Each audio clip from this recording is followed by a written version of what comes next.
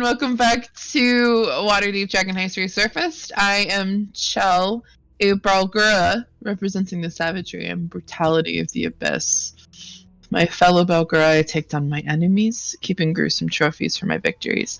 But for now, I'm here to play some Dungeons and Dragons with you all. Vic? It is I, and Balgura, I'm just me, but I have announcements.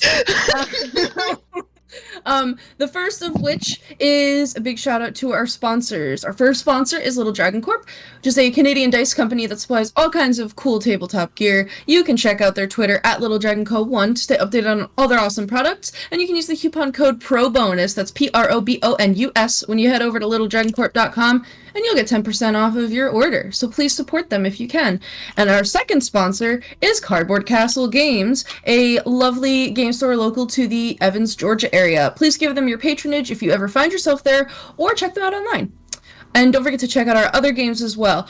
The schedule should be posted below the Twitch video feed, and then we also have like the schedule command, which I'll put in there for you. We stream every day. We have games for several of the major published modules, as well as some homebrew games, and some of our games even feature systems other than Dungeons & Dragons 5th edition, so hopefully we've got something up your alley. We also have a community Discord with public channels now, so there is a Discord banner button on our Twitch page, and Christy also put the Discord link in the chat. So please check that out and join us. We also have subscriber games that we do every month, so any folks who subscribe to our Twitch can now sign up to play in those, and they'll be run by different DMs, like rotating on a schedule. There's more info for that on the community Discord, so please subscribe, join our Discord. We would love to have you. And also thank you to Adrian Von Ziegler for a lot of the music that we use here on the Wednesday stream specifically. He is a really talented composer. He has amazing content usage rules for small streams like ours, so please check out his YouTube and his Patreon and support him if you can. Christy, Mystic Hour? This week is actually Star Wars, so tomorrow we are returning for our New Year Star Wars episode, and then following that I'm hoping to get back into Dragon Age. I had to take a bit of a break due to personal, family, medical reasons, but once we get back on that, hopefully I think we're in the home stretch for it, so come hang out, watch Star Wars, watch Mystic Hour. Hey. Unless anyone else has any other announcements, Get right I'll hand it back over. We can get then right into recap.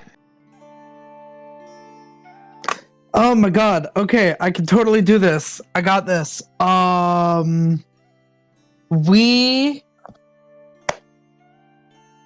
are still in Baldur's Gate, and the party is sort of doing an intermediary job between what is going to be their main job and reason why they came here. So the party came here hoping to make a connection to be able to leave with a bar of pure adamantine, which is supposedly one of the keys to the vault that our wonderful Stone of Galore has informed us about. To get that bar, we are going to need to escort a young sorceress back to Waterdeep from Baldur's Gate so that she can begin to be safely educated at the Blackstaff Academy. But as we are not leaving yet, the party decided that this was a wonderful time for Nova to get to reconnect with her family and loved ones that she hasn't gotten to see in a very long time. We got to meet her mother, and we got to have dinner with her. We also got to meet Moongi, finally, and he's great, and his house is great, and we definitely didn't have Nova crawl through a hole in the fence and then immediately get caught by guards. Definitely didn't happen. I'm not a kid anymore, okay? I've gained some weight. You're also wearing a breastplate. I'm also wearing a breastplate now. Get away. We also had an encounter with Liara, who we had not seen since she had disappeared from Waterdeep. Turns out that this is essentially her base of operations. She owns an inn here that's retrofitted from her old ship that she used to captain. And through Dylan being really stupid and not thinking about what words mean in a wonderful expression of just being Sir, mentioned the Fetcher without actually mentioning the Fetcher properly. That was so funny. And as it turns out, Liara and the Fetcher are not friends with each other. They're kind of competitive. Yeah, they gotta be. They're kind of competitors. But that being said, thankfully Liara didn't kill us on the spot because Sir was like, I literally was just trying to use a fancy word. I've never changed, Liara. But she did essentially say, hey, look, if you do this job for me, you'll not only screw over the Fetcher, which by the way is a really bad guy, and he like totally exploits the poor people here in this city, which none of us like. But it'll also mean that I will essentially owe you a favor. And we're like, what kind of favors do you do, Liara? And Liara's like, I make people die and disappear. And we were like, ooh, I don't think that we want that. And then Victoria, a couple days ago, reminded me that there's someone we definitely want to do that to. A very mean cult lady. Yeah. That we would be totally fine with Liara just killing. So we are now going here on Waterdeep. We are going to try and find our way into a sort of labyrinthine undercity of Baldur's Gate, of which there are only 2 entrances. Oh, I forgot about that. And yeah, we're going to a tavern, which is one of the entrances. The Blushing Mermaid. The Blushing Mermaid, and we are essentially going to try and find a stolen shipment of drow poison, I think. Mm-hmm. And essentially, it's either return the poison to Liara or return the money that she paid for it. She'll give us a cut of it, and we get 1 Liara favor, and we get to screw over the Fetcher. Is this very dangerous? Of course it is. Are we gonna do it anyway? Of course we are. So I think we ended off going to the Blushing Mermaid. Well, we visited the Wide because Sir was having a need for some shopping and retail therapy. No shopping, and I had a wonderful moment where I gave a dude a gold coin for 10 silver and then bought something for 10 silver and then asked if he could just give me the gold coin back, so I got something for free. It was great. It was the best persuasion check I've ever done. So yes, he got his shopping done, and now we're going to be going to the Blushing Mermaid, I believe. I believe so. Okay. Let me get my notes for that open. How do I play this character? You got this, don't worry. I hit things. You do. You do indeed. So the Blushing Mermaid, if I'm looking on my map, is in the lower city, towards the like northeastern part of the city. It's actually near the wall that separates the upper city from the lower city. Arriving outside, it is multiple stories. You would guess 2, maybe 3. It's very difficult to tell. This building is very strangely constructed. For what a house normally is, there's 1 floor, and on top of that floor, there's another floor. But this house is like a amalgamation of different pieces of a building basically put together. So it's really hard to discern like how big it is, how many rooms it is. It's not just like a square building, and it is possibly 2 or 3 story. It's difficult to tell. And it doesn't have a sign, so going to the general area of the Blushing Mermaid, you probably have to kind of either, and this is your choice, either stop and ask for directions. You're kind of told the general area where the Blushing Mermaid is, and you can also kind of just stake out the street and see the general like clientele of or what you would assume to be the general clientele of an establishment of this nature, as Liara has described it to you, are flocking to one particular building, which is the amalgamation that I described. So, going inside, it's extremely noisy. This is a tavern where people are very frequently known to break out into brawls. Travelers, and Nova would know this, are kind of warned against visiting here unless you're very well armed. Upon entering the lobby, the ceilings in the immediate lobby are extremely high, not something you would have gathered from standing outside. Behind a desk, like literally like at a receptionist desk, there is a life-sized, crudely carved wooden mermaid hanging. And on this wooden mermaid, there are roughly a dozen or so blackened and shriveled hands that are nailed to it. There is a woman sitting behind this desk, doesn't look up to you at all when you come in. Her face is in just like a journal or a book that's in front of her. To either side of you, there are two doorways that go into what appear to be two separate bars, or like bar areas or dining rooms. Welcome to the Blushing Mermaid. It smells of booze and sweat and urine and vomit. It's not a great place. Wonderful. Love that for us. So we're meeting Liara here, right? Because she was, or did she? I forget. Like, Liara was like telling us how to get in. She was like doing a bit of recon or something like that. She was gonna do a little bit of recon to kind of figure out where possibly the poison was being held, I believe, and then let us come here to see about the entrance to the Undercity. I don't know if she's meeting us here though. So we are finding the entrance to the Undercity. We know it's here. Yeah, I think it's kind of like, I think it was kind of like, if I remember correctly, she's a little bit like, look, if you can't like even get in there on your own, you're not even gonna be able to find the poison anyway, so. Okay. Come on.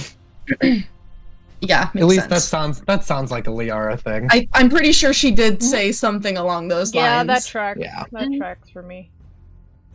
So there's like a tap room. There's two tap rooms to either side of you. There's a woman sitting behind a desk, and then kind of to the right of the desk, there is a hallway that goes towards the back of the building. How do we want to approach this? I think we want to go into the tap room first, probably, right? Probably, at least. Did she say who took it from her?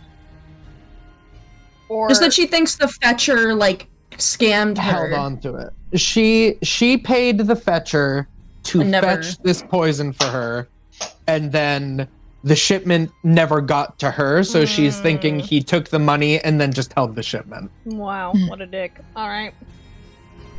And it's like 1,600 gold. Yeah. It's like 8 vials of poison. It's a lot. It's a lot.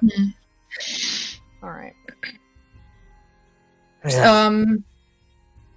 Alright, so there's a lady at the desk. She is a half-elf woman with very stringy, long black hair. She's got a very weathered and like leathery face. Yeah. She didn't look up at you guys at all when you came in. Then in that case, Talus will just stroll towards the tap room. Okay. Entering into the tap room, even so it was like a doorway, there's no door, but immediately entering into it, that din that was kind of echoing out of the tap room that you came in, as you came in, gets very much louder here. you can hear arguing, you can hear people gambling, people playing cards, people just getting drunk and drinking, and it's like early afternoon, and there is a very large population of this bar that is just drunk off their feet already. That's just kind of the clientele here.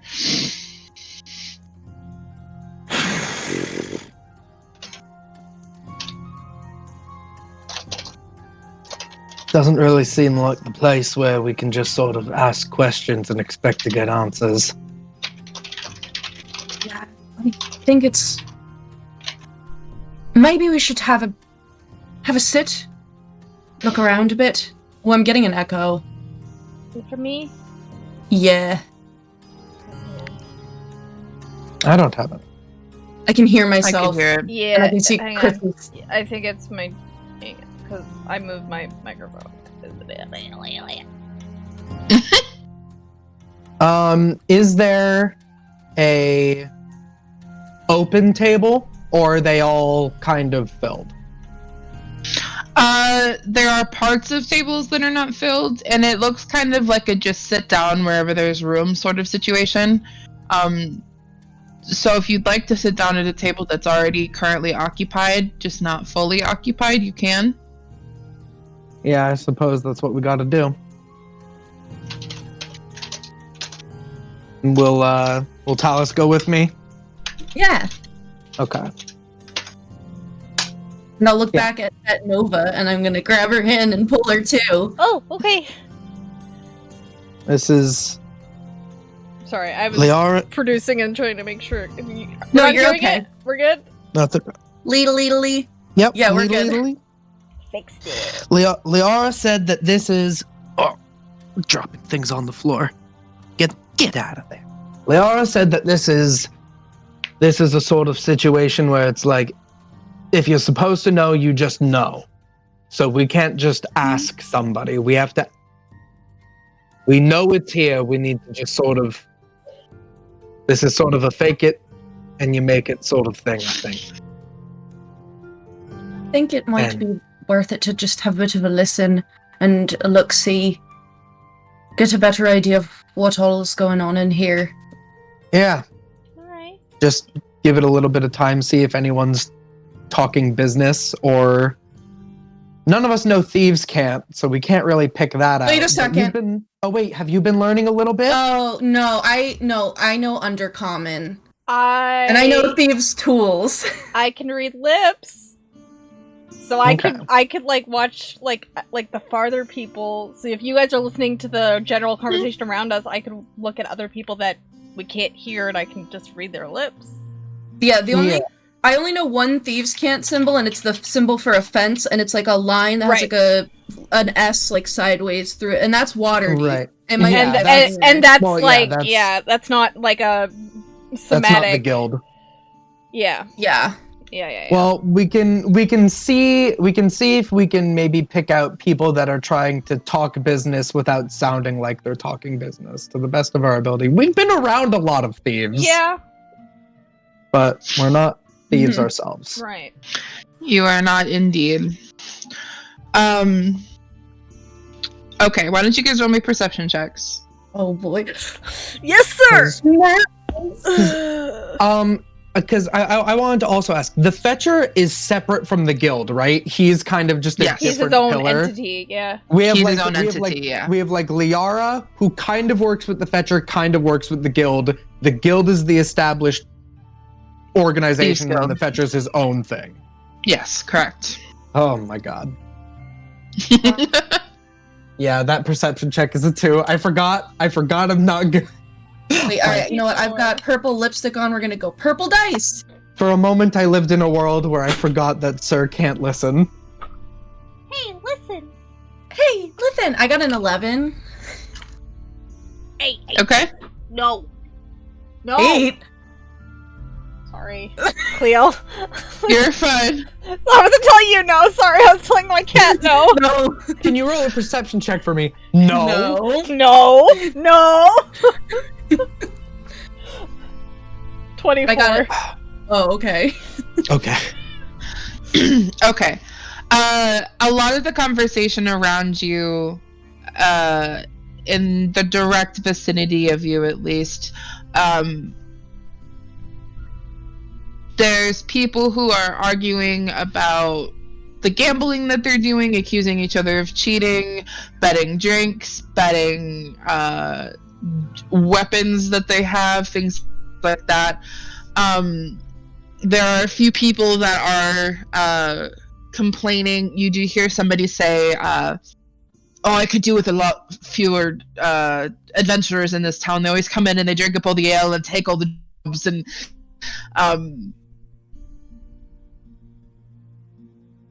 but you do see 1 second.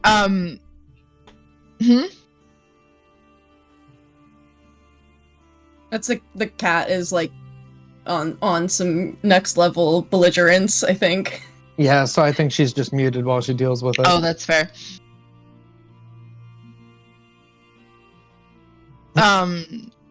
There are, however, two individuals that stand out to you. And they stand out to you because the Blushing Mermaid is an extremely noisy establishment. There's a lot going on here. There's not a lot of people just sitting and drinking. This isn't the kind of place you go to just enjoy a beverage and sip on a glass of wine. This is a place with a purpose, almost. Right, exactly. This is kind of a place where you either come to gamble, you come to get super drunk, or you come to do business.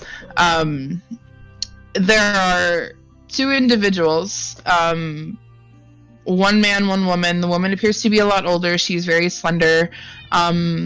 She's got longer, brown hair that's got a lot of gray in it. The man is a little bit younger, probably early 40s or so. They're both human. He's got black hair that's kind of cut really, really close to, like a close shave, and a mustache. And they appear to be sitting quietly. They're not engaging in conversation with each other, which is unusual and standing out to you amongst the other clientele. Drunk Tabaxi falls on the table meowing.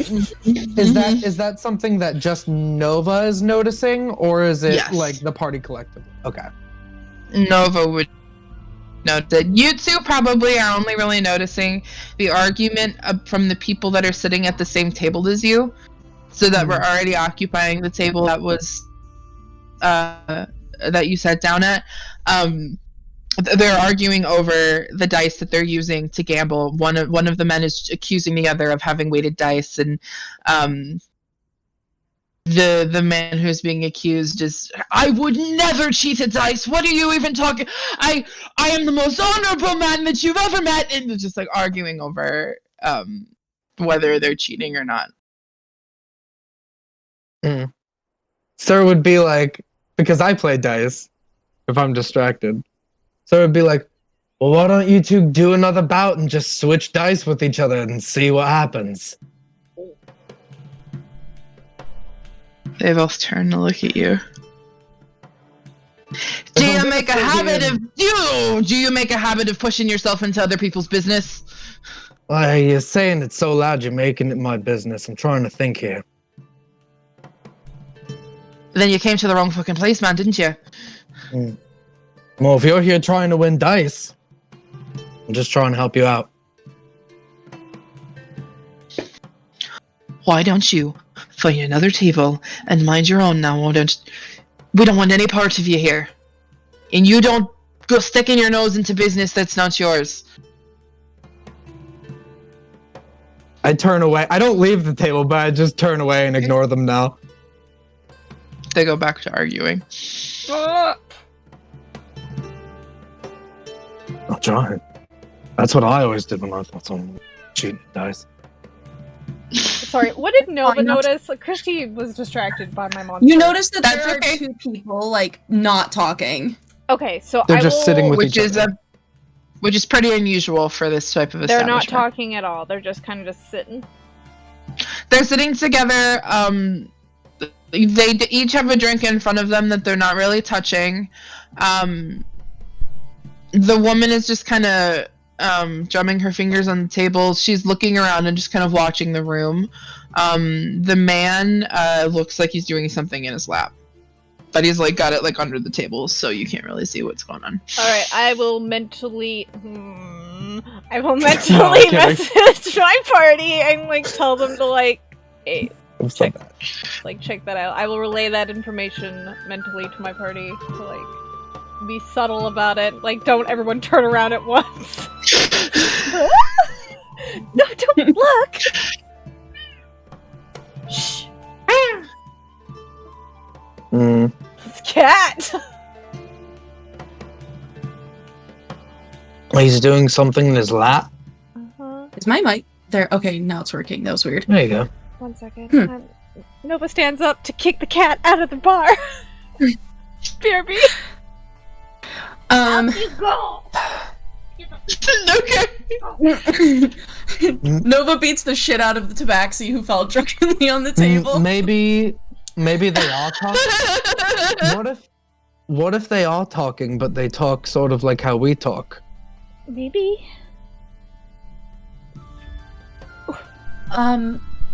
If they get up to go anywhere, I can try to follow them. I've got my invisibility packed and ready. I was thinking about maybe I could get Hickory helping out. Not as he normally is, but I could change him around. Check like that room down the hallway or something. Does she appear to be looking for anything in particular, or is she like look out? Roll an inside check. Yes, sir. Ooh, it was both the same. No, it's only a 32. It's only a 16. It's not great. I rolled 2 nines. She looks like she's people watching. Okay. But you get the sense that she's people watching in an attempt to cover up the kind of observing she's actually doing. If that makes sense. Yeah. Okay. Do you if you want to try to get Hickory over to the other side, should we try to make a distraction? Well, I need to go somewhere real quick and change Hickory. Unless I'm just going to do it here on the table. Probably best not to draw that type of attention to yourself in this place. I mean, I could see if there's just a loo. I was literally just going to tell you, like, go to the washroom and do it in the porta potty. Good idea. I'll see. There's very likely that they just make people go into an alleyway, but I'll see if I can honestly find a loo. It could be just that. Okay. You can walk back out into I'll call it the foyer, for lack of a better word, of the establishment where that woman was sitting behind the desk. Are you just kind of going and searching around? What are you doing? I am just gonna search around because I don't think that this is a place where you go, where's the loo? And if someone asks me, what are you doing here? It's not a lie if I say I'm looking for the loo. So. Okay. Yeah. So, because the only way to go is down that hallway other than the 2 tap rooms that you see immediately. If you begin to walk down that hallway, the woman behind the desk looks up from what she was doing, from the book in front of her, and holds her hand out to stop you. What are you doing? Looking for the loo. It's the first door on the right. Don't go any further unless you talk to me. Alright. I go into the first door on the right. Okay, so don't go any further unless you talk. I'll go to the loo, and I'm going to actually I guess I'm gonna burn incense in here. They'll think I'm just smoking or something. I'm gonna cast Find It's not an Familiar. airplane. You can smoke in the loo. I'm gonna cast Find Familiar, and I'm going to change Hickory into a spider. Oh. Okay. It's the smallest little thing I can make. So for the 1 hour. Oh, is it an hour? Oh, yeah, it is an hour. Oh, that's a long move. You know what? Who cares? Yeah. I'm upset on me. I thought it was 10 minutes. No. On me. It's 10 minutes generally if the casting time is an action and you're casting it as a ritual. Right. But I would rule if you're casting it as a ritual here, it's still the 1 hour. Yeah, it's a straight up 1 hour casting on D&D Beyond. Like that's it's an hour. You're right. No, you're right. It's an hour all the time. Sorry, BB. That's fine. I don't have to sit in the bathroom for an hour. So I will pop back to Dylan if I need to, but for now, while Sarah is gone, is there anything that Talus and Nova are doing?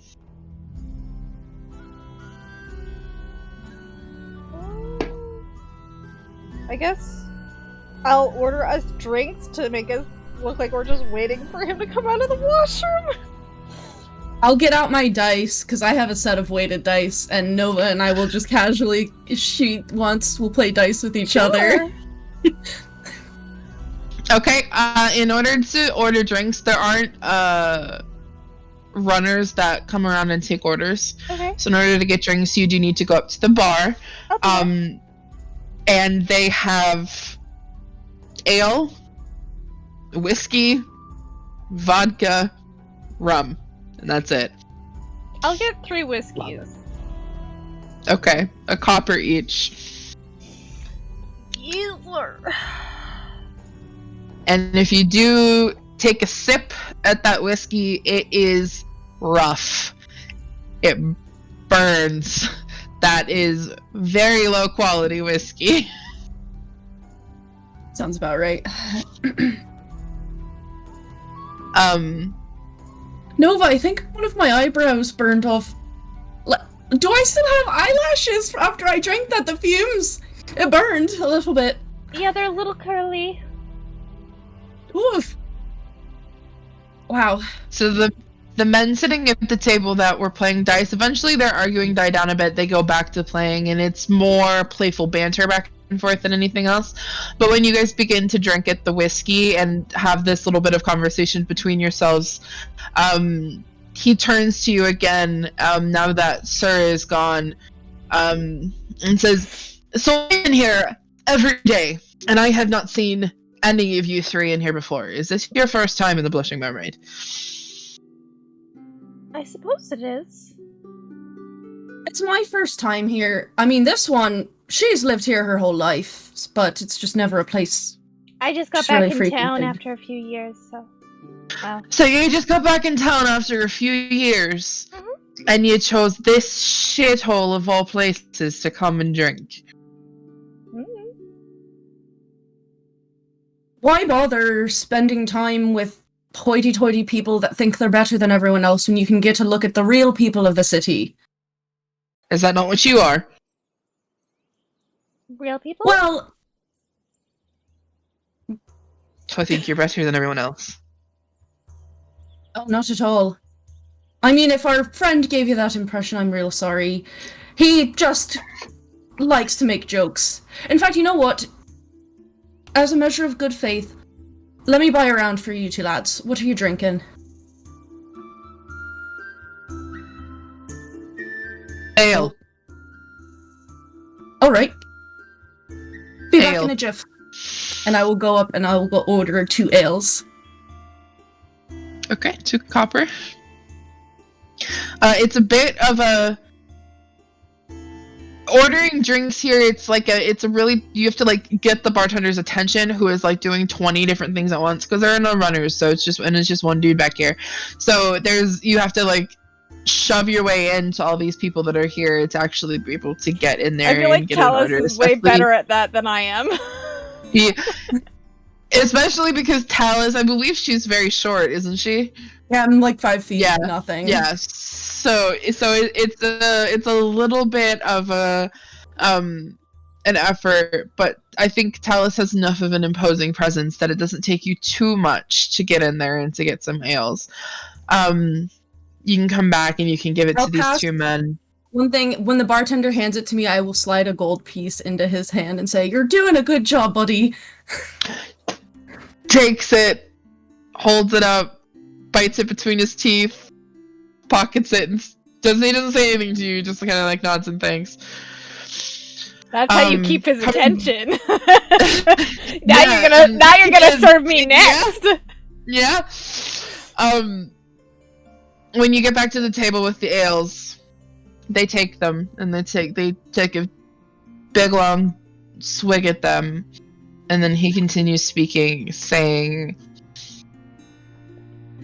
"So I don't know if you've actually taken a look around here, but the two of you stand out like a sore thumb here. Generally, when you pick the Blushing Mermaid, you come here because you've got a reason. And the reason is not normally because the ale is good. So what's your reason for being here? Especially with that big brute of a man you were here with." I give Nova a pointed look. I don't know what she would be able to intuit. Or if I should say what I'm trying to convey. I don't know how I will should do open this. the mind link to you so you can talk to me at will. Gonna drop the fetcher. That's alright. Probably a good idea. See the reaction? I'll turn to these two guys again and say, "Well, what's wrong with two fetching young ladies just coming in for a couple drinks?" I don't know. I'm so nervous. So he looks at the person he's drinking with, who just kind of raises his eyebrows at him.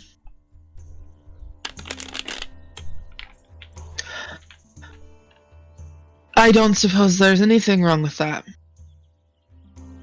Exactly. "So I know you're planning on leaving then."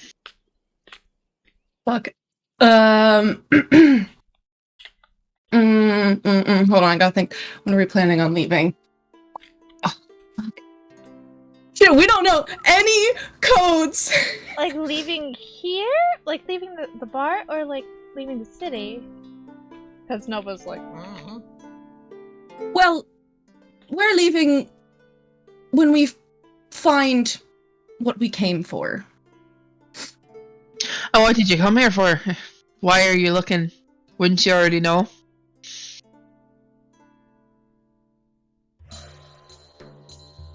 While this exchange is happening, can I see what the other two, the two that are quiet, do they seem to be paying attention, especially the one that's people watching?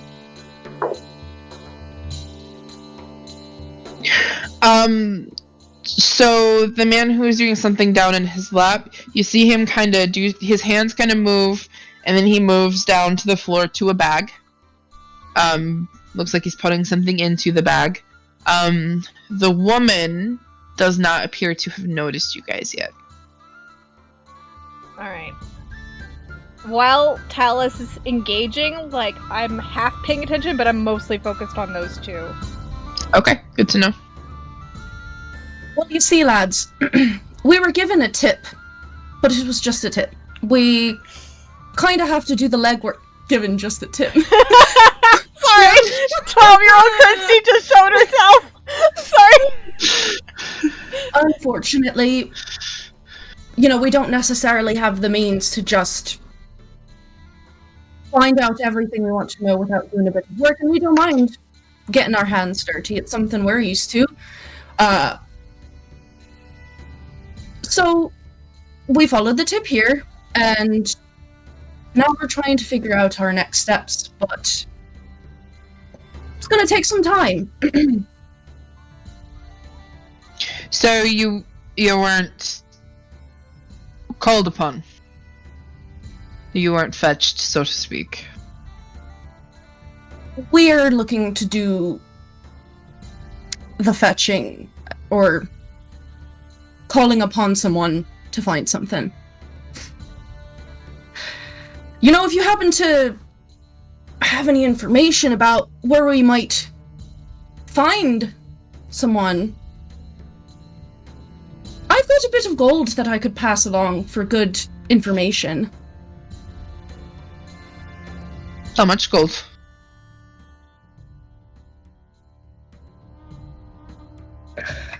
How much do you have? I literally have, like, I have 13 gold, but I also have 50 platinum. I will... Oh. I have some gold if you need it. Mentally. I'll take out 5 gold. And I'm, like, not trying to show it off. I'm just kind of, like, like, trying to very subtly show off, like, the 5 pieces. I don't know how much you pay for f***ing information. What's your rate? What's your budget? I hate that. I throw that one at you guys a lot. You do, and we always end up And we're paying like, more than we actually need to. What is money, though?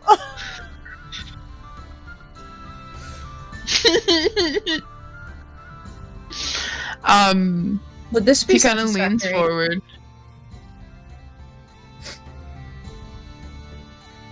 Does he look I like can he's maybe wanting loosen more? my lips a little bit. Yeah. He wants more? Okay. I'll double it. He I'll looks down like 10. he said he said it looks like I could maybe loosen my lips a little bit, but he was basically like a little bit, you know. A little bit. For your new friends, how about I will put the 5 back. No, I'm gonna take out 3 platinum. How about something special for new friends? His eyes widen. Ooh. I'm literally like... No, you're doing so good, Victoria. Are you trying to, like, subtly just I'm keep just it flat smoking in in front? the the bathroom. I'm literally you're not trying to holding be it. like... No, I'm not like, la la la. I'm trying to be really, really subtle about this. Okay, like, okay. not showing it. That's because, like, I'm To- hyper focusing on the other two then. If you're pulling out platinum, I'm like, ooh, Yeah. And of course, if the information is good, well, I mean, who knows where it could come from. You'll certainly be safe.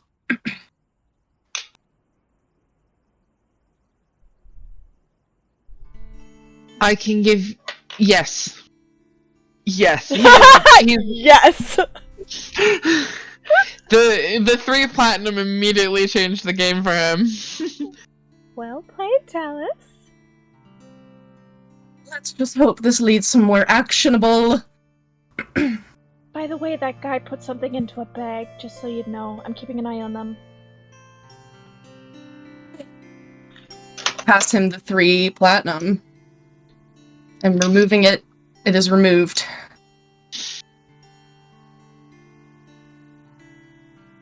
So you haven't been here before. He lowers his voice. Not at all. We're, looking to go down below. You know anything about that? The labyrinth? Yes. The most I know is that so in here there's rooms as far as like in like normal inn, but there's like jail cells down one of the hallways, and if you go down a different hallway, I haven't actually been in it, but I know of people who have been in it. There's a theater. Peter. This place used to be a very like hoity-toity sort of establishment, and it just kind of fell to disrepair after a few years. While he's doing this, I want to pretend to be playing dice with Nova. Like I want it to look like the conversation with him ended, so that I'm not like looking obvious. Just as a note. Okay, roll a performance check. Okay, this is what I'm good at. I'm literally shaking, okay? Like, ah! Do you need anything That's from a me? natural, no, that's literally I just got a natural 20. Hell That's a 26. yes. Do you need anything from me, Chell, if I'm trying to subtly look at the other two? Roll me another perception check. Okay. Sarah's gonna come back and be like, all right, I'm ready to gather information. The girls are gonna be like, the door downstairs is this way, sir, come on. They This told always us that the, happens. the bottom hinge is a little squeaky, so make sure to oil it first. Like, the spider will still help, though. Yeah. That could be useful for sure. What was your roll? Dirty 20, sorry. Okay. They appear to be, I want to say packing up, but they're not like actually gathering much as far as items go. But she's like getting a coat on. He's picking up his bag and putting it over his shoulders. There's a general glance towards each other, like a glance of acknowledgement, and they stand up and begin to leave the tap room.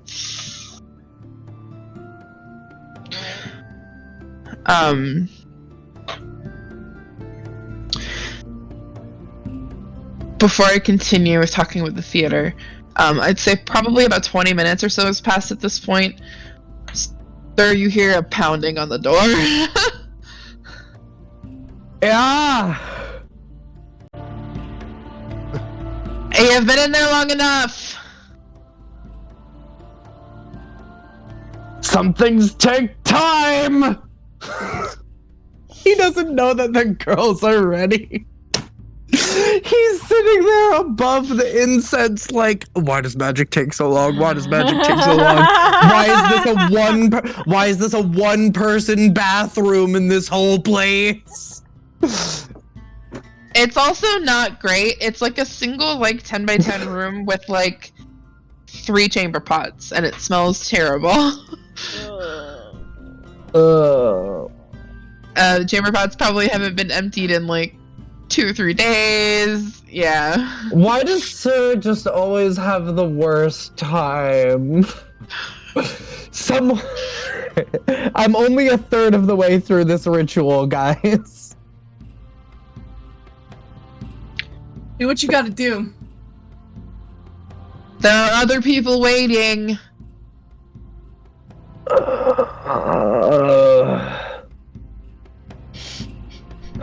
Oh my god. This is like a Dylan anxiety of people banging on the bathroom door. Leave me alone!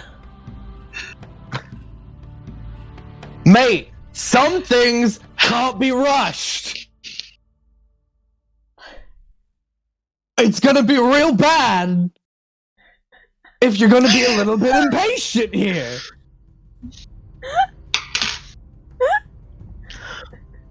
Well, some things can't wait. Heard there's a really good alley outside, There are mate. 3 chamber pots in there, mate. Well, then why don't you come on in? The door opens. Fine. What are you gonna do? I'm sitting here looking like I'm getting high. You got a duck, and it's in the middle of like a pentagram. Well, Hickory is no. Hickory is unsummoned because I'm summoning a new form. But Oh my god. but he's literally he literally is like hand on the wall, like like on like the back of it. He has the like incense and stuff set up, and he's just like. So it's an elven man that walks in. Looks to be like a sailor. Oh, He's got long, like dark brown, like blackish hair that he's got pulled into a braid, like over his shoulder. He's not wearing a shirt. He's wearing just like a pair of linen pants with knee-high boots and a sash like around his belt that's held up with like a. he's just Or around his waist is held up with like a belt. Yeah. Sir, what's funny is that Sir, because doing a ritual for an hour probably takes a lot, so he's probably like sweating and like not like sweating, but like he's exerting effort. So he's like, Honey. So the door opens, and he's standing in the doorway for a second. And he kind of steps into the room, shuts the door. Are you okay, mate? Because you're definitely not using the loo. let's put it this way, friend. Does anything that happens in a loo that takes 20 minutes going on an hour mean that someone's doing well? Fair You enough. got me there. Fucking Christ. He's gonna just keep doing it. Your new the man just came into the chamber pot, the bathroom. He's gonna go to the bathroom. That's fine. I'm really focused. Dude is literally pooing while Sir is just there, like, doing stuff occasionally chanting. I mean, I don't know. Let me see. Let me see if there's verbal components in it. I think it's all Yeah, three. it's the whole thing. Yeah. Why? You could have just told me that you found a way, but the spider will be useful. I just forgot it. I haven't played a spellcaster long enough that it's in a while. I forgot it took a whole hour. I'm crying. He's been gonna a keep while. going. Okay. Stomach hurts from laughing. My stomach also hurts from laughing. So do my cheeks. Hey, chat. This would be a great time for someone to just slip Sir like 10 gold under the stall because he really deserves it.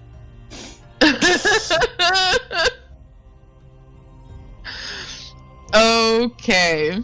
Back in the top room. This is such a waste of time.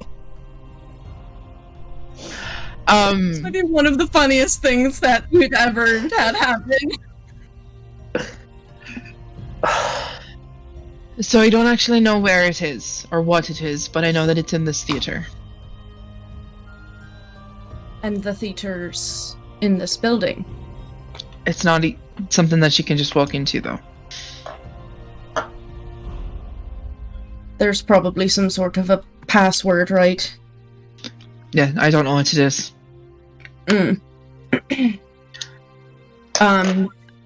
I send Nova a message. What else do you think I should ask these guys? They think it's in the theater that's somewhere in this building, but they don't know necessarily how to access it or any sort of, like, passcodes.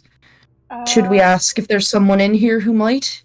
That, and also see if you can subtly gesture to the two that are leaving if they know anything about the two of them. Oh, okay, yeah, I'll kind of, like, dude hands Sir 10 gold under the stall while saying, "Nice poo mantra, bro." Yes. Wonderful. Thank you, my man. Wash your money before you use Aww. Those two, quiet types that are getting up from the bar over there. You've seen them around here before. They're here almost every day. They were real quiet.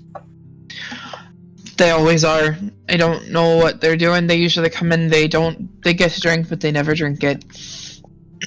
And they stay for a couple of hours, and then they leave. But they never leave. I've never seen them actually go through the front door. Good to know. You think there's anybody else around here who might have a bit more information on how to access the theater, either the layout of the building, or perhaps any sort of useful passphrases that you could think of to connect us with? I don't know much about the people. Everything that has to do with the Undercellar is very hush-hush. My best advice would be to see if you can find someone that's already going and follow them. Right. Question. I heard there's a way in through the wide. Know anything about that? I know that there's 2 ways in. I don't know. I don't know anything about the wide entrance specifically, other than that it's probably I would guess it would be hidden either using the sewers or potentially hidden underneath things like statues or in the cellars of buildings. But I don't know anything exactly. Like I said, it's very hush hush. I'll hop on the earring and say, "Alright, I think I got a lead. There's a theater in the building. Guy doesn't know how to get there or the passphrase, but he said we should follow people who might be going there. Is there anything else that I should ask?"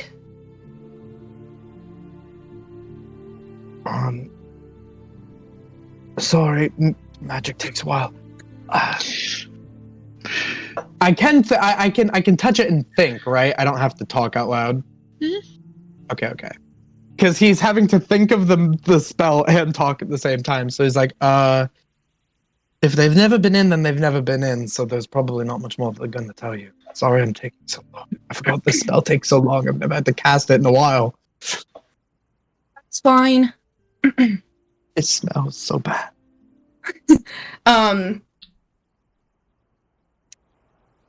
I kind of look at Nova and wait if she has anything else that she wants to ask. Nothing I want to ask. There's something I want to try. Go right ahead. Can I try to do a sleight of hand underneath the table to cast Locate Object? Sure. What are you casting it on? I want to try and find drow poison. A vial of drow poison. To see if I can ping it if it's on those 2 people. And if they're going down that hallway, yeah, I want to see if I can do that. Okay. Let me read the spell really quick. It's verbal somatic material. So I want to try and subtly do this. Roll sleight of hand. Alright.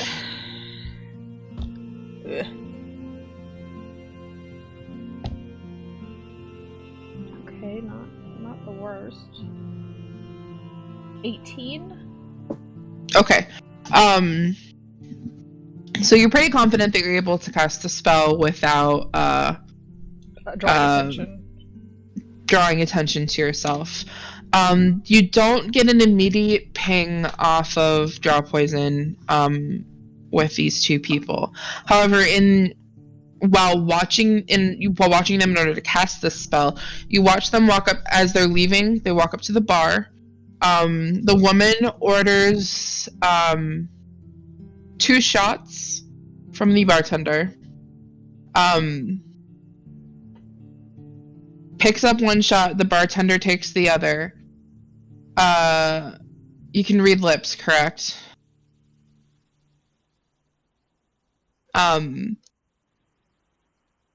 She says, "To wives and lovers," and he says, "May they never meet." They clink their drinks and they take the shots. And she keeps the cup.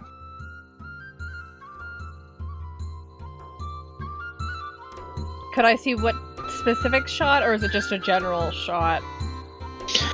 Roll a perception check. I got 4 drinks. So. Yeah, they got 4 drinks. 19. It appeared to be an amber color, so your best guess would probably be whiskey. Alright. I bet the The shot glass is essentially the key. You take it with you. I will mentally relay that to Talus with all of the catchphrases, because she's more charismatic.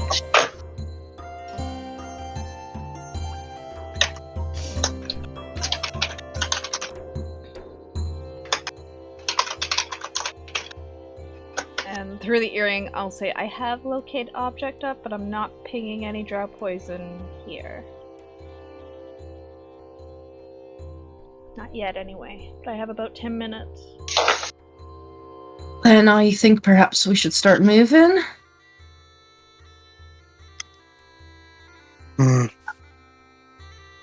How far into it is he?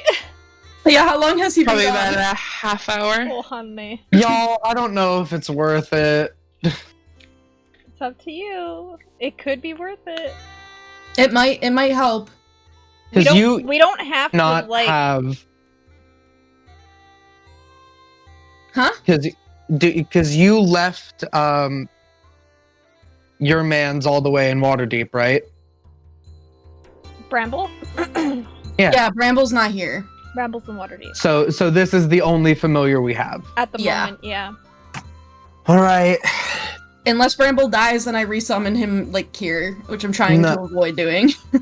No, it's good to have a familiar. Fine, yeah. He'll grit and bear it. Grin and bear it. That's what it is. The man that you were talking with, Talus, he says, if you make it worthwhile to me, I'll follow them for you and figure out where they're going. Because he sees Nova watching him. You could tell He's them. gonna get killed if we do that. Hey man, listen. Looking at him, what does it look like? Does he look like he's just like a dock worker or just like a general, like, basically, like kind of like probably lower class guy? Listen, man. Well, you've given me enough, and honestly, I'd rather not have you potentially risk a bit more than just making a bit of coin from this. But I really appreciate what you told us. It helped greatly. Best way to get past the entrance is if you've got a room. Generally, they don't let anybody in the hallways unless they've purchased a room. All right. Listen, take this. Don't tell anyone that you talked to us, you saw us. Just forget this. Let it leave your mind. And I'm gonna pass him 3 more platinum. Okay. And I'm trying to buy this man's silence and also save his life, because I feel like he will die if he does that. I don't want to kill this man. You've done a very good thing helping us today. You might not know it yet, but this will help little people. Keep yourself safe and don't go following people where you don't belong. You got it. And he's like Money! making sure people aren't seeing the platinum. Yeah, that no, you just gave him. I try to do it really, like, subtly, like passing it to him, like shaking his hand and like, yeah. Have a good day. And I kind of like turn back to Nova, trying to like make it look like my conversation with this man is done. I don't want people to see him. I don't want to kill him! Okay. And we'll wait for Sir. Okay.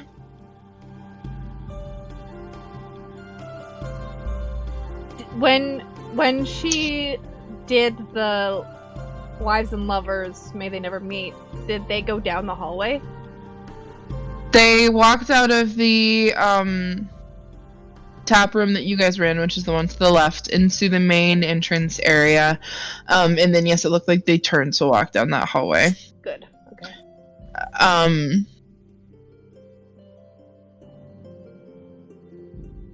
They just stop. Nova wouldn't be able to see this once they turn down that hallway. The door to the bathroom opens. And you see the younger man, sir, come into the bathroom. I'd say you're probably looking at 35 to 40 minutes now.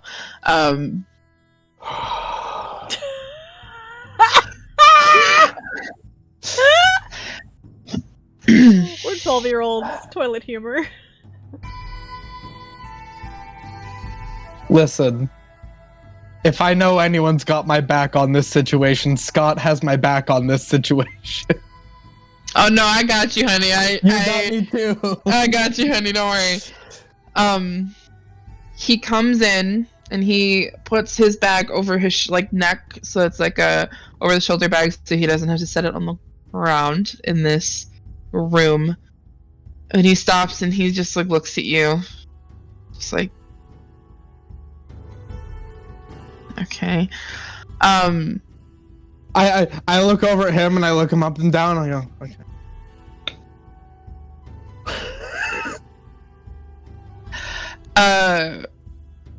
But he doesn't go to use the bathroom.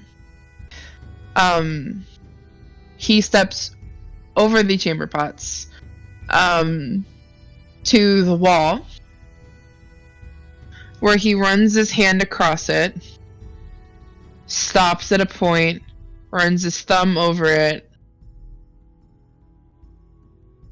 stops, turns, then uses the bathroom. And as he's leaving, he just, good luck, as he steps out the door. Did it look like he cast a spell, or did he just feel up the wall? It looks like he just felt up the wall.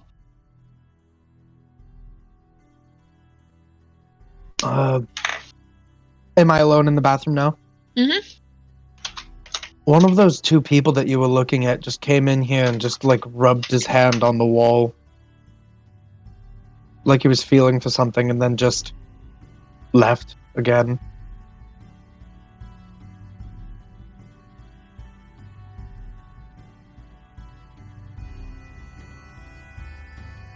Hello. Did it trigger anything? Nothing Didn't hear nothing. Didn't see nothing. Don't forget where that spot is. I will stare right at that spot. Or whatever he did, just keep it in mind. I've got a couple things going on in my head at once right now, but I will do my best. Okay. You can finish up your spell. Oh my god, who knew that turning a duck into a spider was so hard? Hey buddy, how you feeling? More legs than usual? One of the little legs kind of just... Alrighty. Why don't you come up on my shoulder for a little second? And he will climb up on your shoulder. Okay. I'm just gonna dump the spent incense and stuff into the chamber pot. So just Okay. sort of... I'm gonna go over to the wall, and I want to try and inspect the spot that he rubbed with his thumb. You go to the spot where he rubbed his thumb, and there appears to be something written in black chalk that he has smeared. Oh, he wrote something. Okay. It looks like it was there, and he came, got it, and then smeared it away. Oh. It looks like someone maybe left a message or something here for him, and he wiped away the evidence of whatever was written here.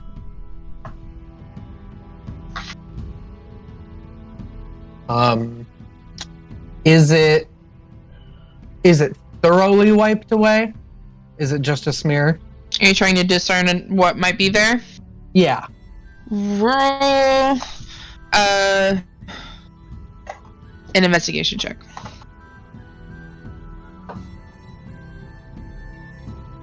5.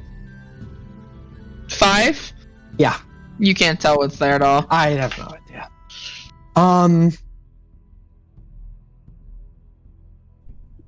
Did it look like maybe it was just one word? It looked like maybe a symbol. A symbol. Oh, Okay. Doesn't look like it was a word. Maybe a symbol. Have no idea what it could be. I'm guessing we're dealing with, thievy symbols. Are you guys ready to get to the bottom of this, so to speak? Go downstairs. We certainly are, although I think we might need you to come out here to get where we need to go. Mm-hmm.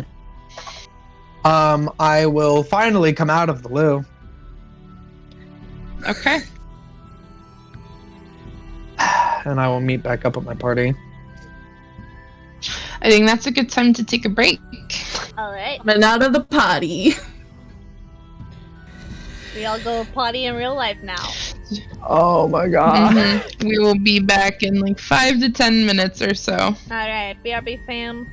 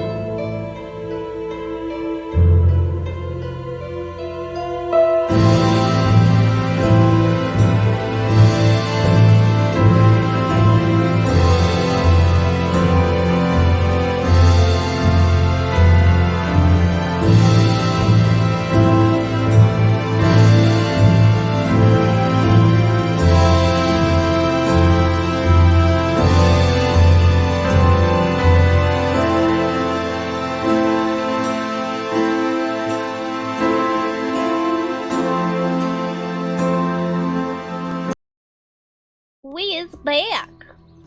Thanks for waiting, fam. Welcome back to Waterdeep Dragon Heist Resurfaced. Thanks for waiting as we maintain consistency and having longer breaks than we originally planned.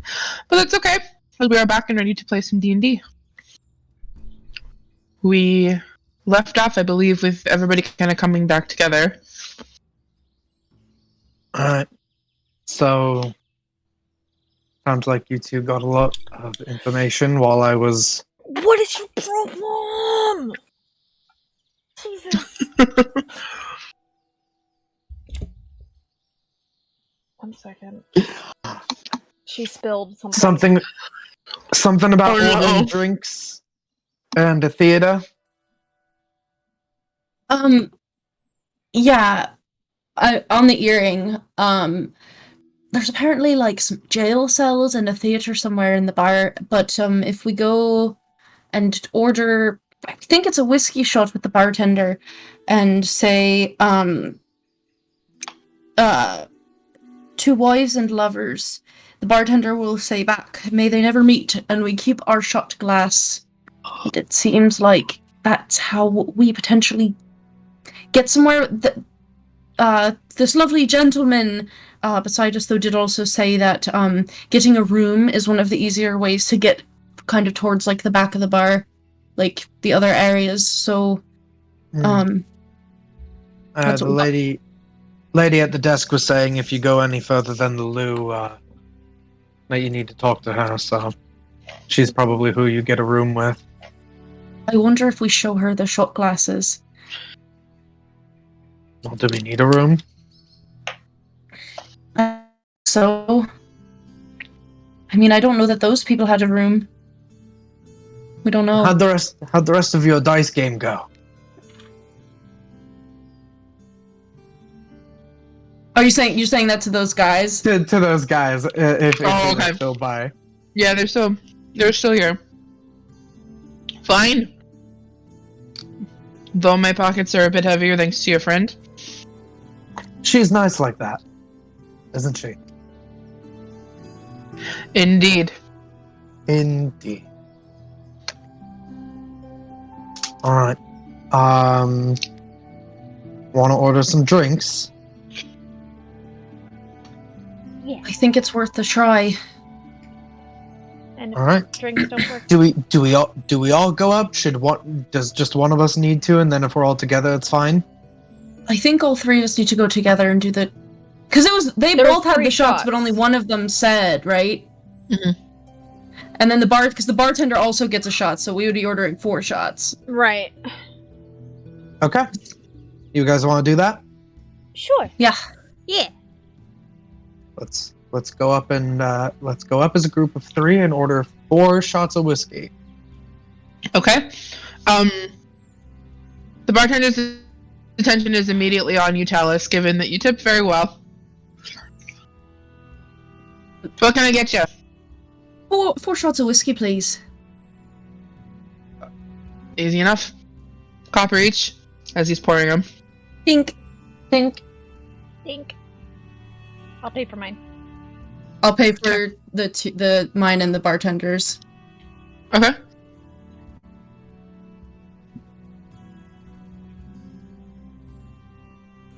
Pours them out. Puts them on the bar. Well, these 2 are for my friends, but this extra one's for you. Why don't you do a round with us? Okay. Picks it up. Pick up mine. Pass the other 2 to them. To wives and lovers. May they never meet.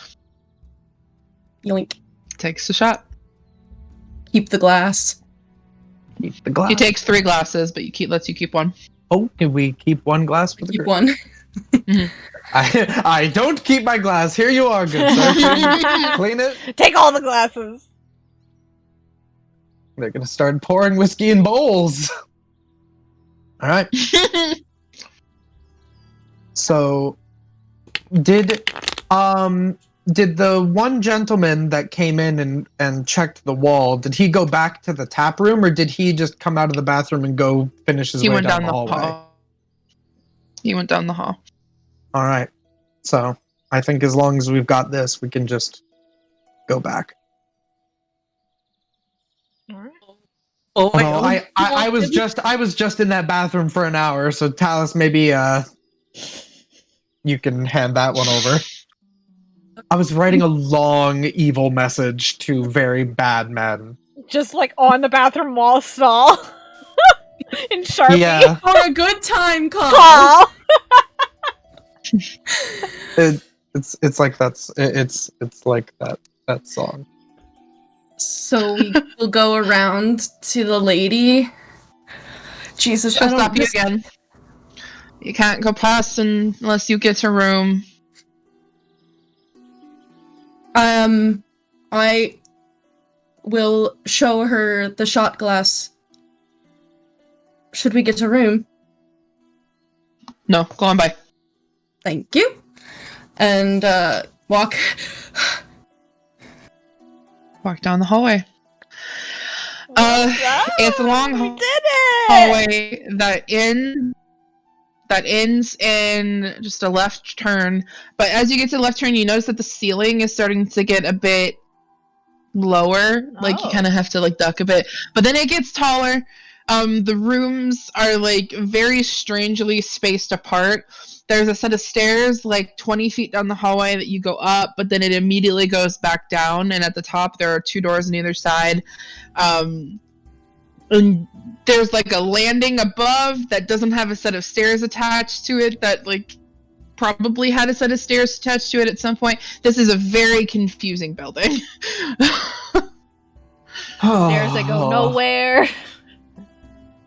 Exactly. Like God. you'll find there's a room that has like a window attached to it, as if this wall used to be like an outside wall, but now there's a window just into like a room that there's like a single like cot on the ground. Brilliant. Yeah, Just take 3 lefts at the Escher stairway and then pass through the Italian, Spanish, French doors. Then just You'll be transcend there. to another plane. Yeah, Well- that tracks. So what are you guys doing? Well, we're trying to go down, right? Yeah, he said there's a theater downstairs. Is that what he said? Or Somewhere somewhere? Okay. in the building.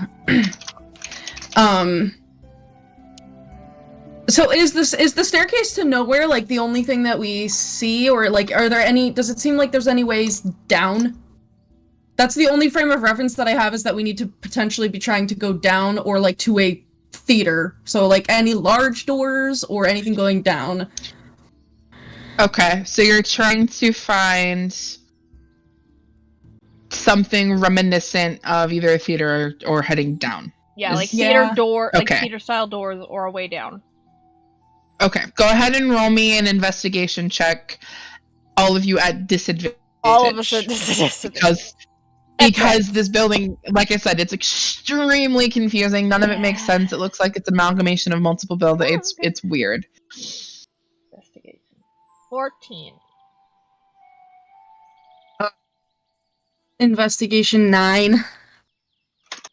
Investigation 5 again. Oh, honey. Okay. Okay, so you guys you're making your way Downtown. through. Not downtown, because we can't find it! You can't find down. So you're making your way through the Blushing Mermaid. You're trying to find some rhyme or reason to this, like finding some level of organization. And you find yourself up on like the 2nd floor at some point, and you're like, I'm trying to go down. And you're like, why am I here? And so it's a little bit of a trek. And you get to a point where you'll turn left, and you're like, wait a second, weren't we just here? Like, I swear to God, we were just here. And there's like just random doors. And you find like a big double doors, and you open them up, and it's actually big double doors that lead into a room that's kind of like slanted down, and it's literally just like an inn room. And you're like, oh, okay. So like places where you think there would be a theater, like these big double doors, it just doesn't. It just doesn't make sense. Yeah. Okay. So it takes you a little bit, and you get to a point where it's like, okay, well, I guess we won't go looking for the things that make sense to be a theater, because clearly that's not working for us. Yeah, go upstairs and open a bathroom door. Right. Right. You start getting frustrated to the point where it's like, well, and you like throw your hands up in the air because there's what else are we supposed to try? So you keep moving through, and occasionally you'll walk past people who are like giving you like looks. Because you look lost, and you are. It's a maze. It's basically labyrinthian, and Open the you fridge get to a door. point where you start to think that maybe there's some sort of enchantment on this inn, because things just are so backwards and don't make sense, and the construction is just not. And you're starting to realize that the building itself feels bigger on the inside than what it appeared to be on the outside. But with those checks, I'd say Chell, that is brilliant. Like, you explaining this whole system, this is brilliant. This is mind-blowing to me. I love this so much. Thank you. So it takes you very long time. I'd say half an hour you're not finding much. You're finding yourself in places that you've already been. 45 minutes. You're not finding much. Do you continue to look after 45 minutes? Without asking anybody or doing anything else in an attempt to find where Are you're we going. even being subtle at this point for how long we've been here? I mean, no. No. Maybe we should just ask. The truth is, we're from Waterdeep. Can you try to, like, maybe send Hickory, like, somewhere we haven't looked? Okay. Dylan's gonna try and think of the weirdest place to look. Okay. Dylan is going to have Hickory look like past a pantry door or a closet. If I can find what looks like just a closet door for like a janitor's office, gonna have Hickory check in one of those. Okay. You find what appears to be a closet door from the outside. Hickory goes underneath the door and the crack between the door and the floor. And you go in, and it looks like it's an old room. It's really musty. There's mothballs. There's moth-eaten sheets. And there's like a single bed and a wardrobe in here. Narnia. Check the wardrobe. Yeah. How is your spider going to open the wardrobe? Well, Can he find a little... I mean, I guess I can just go in and check the wardrobe. I'll just go and check the wardrobe. Yeah, we can go find the room that he's in. Okay. Does it look like, even though everything looks dusty, is there like a path like around the wardrobe that's maybe like less dusty, like it's been traversed? Or moved? Roll an Yeah. investigation check. Can I aid I'm- her? Yeah. I'm looking to see if it's been moved. She's looking to see if there's tracks. Yeah, you can each roll, or one of you can roll with advantage. I'll give it to her. Okay, so that's a 17. There are footsteps in the dust. And in front of the wardrobe, you can see what appears to be the scrapings of like a door. Oh. Okay, let's try this. I think this might be it. Okay. Okay. Can I check the wardrobe for any sort of traps? Yeah, sure. So investigation, right? Mm-hmm. Yeah. 10! There are no traps that you can see. Alright, let's go. Okay. So you open the wardrobe. Yeah. It's a wardrobe. It's a wardrobe. I feel in the back. Is there any like a hole that might fit the shot glass anywhere, like in it? Roll an investigation check.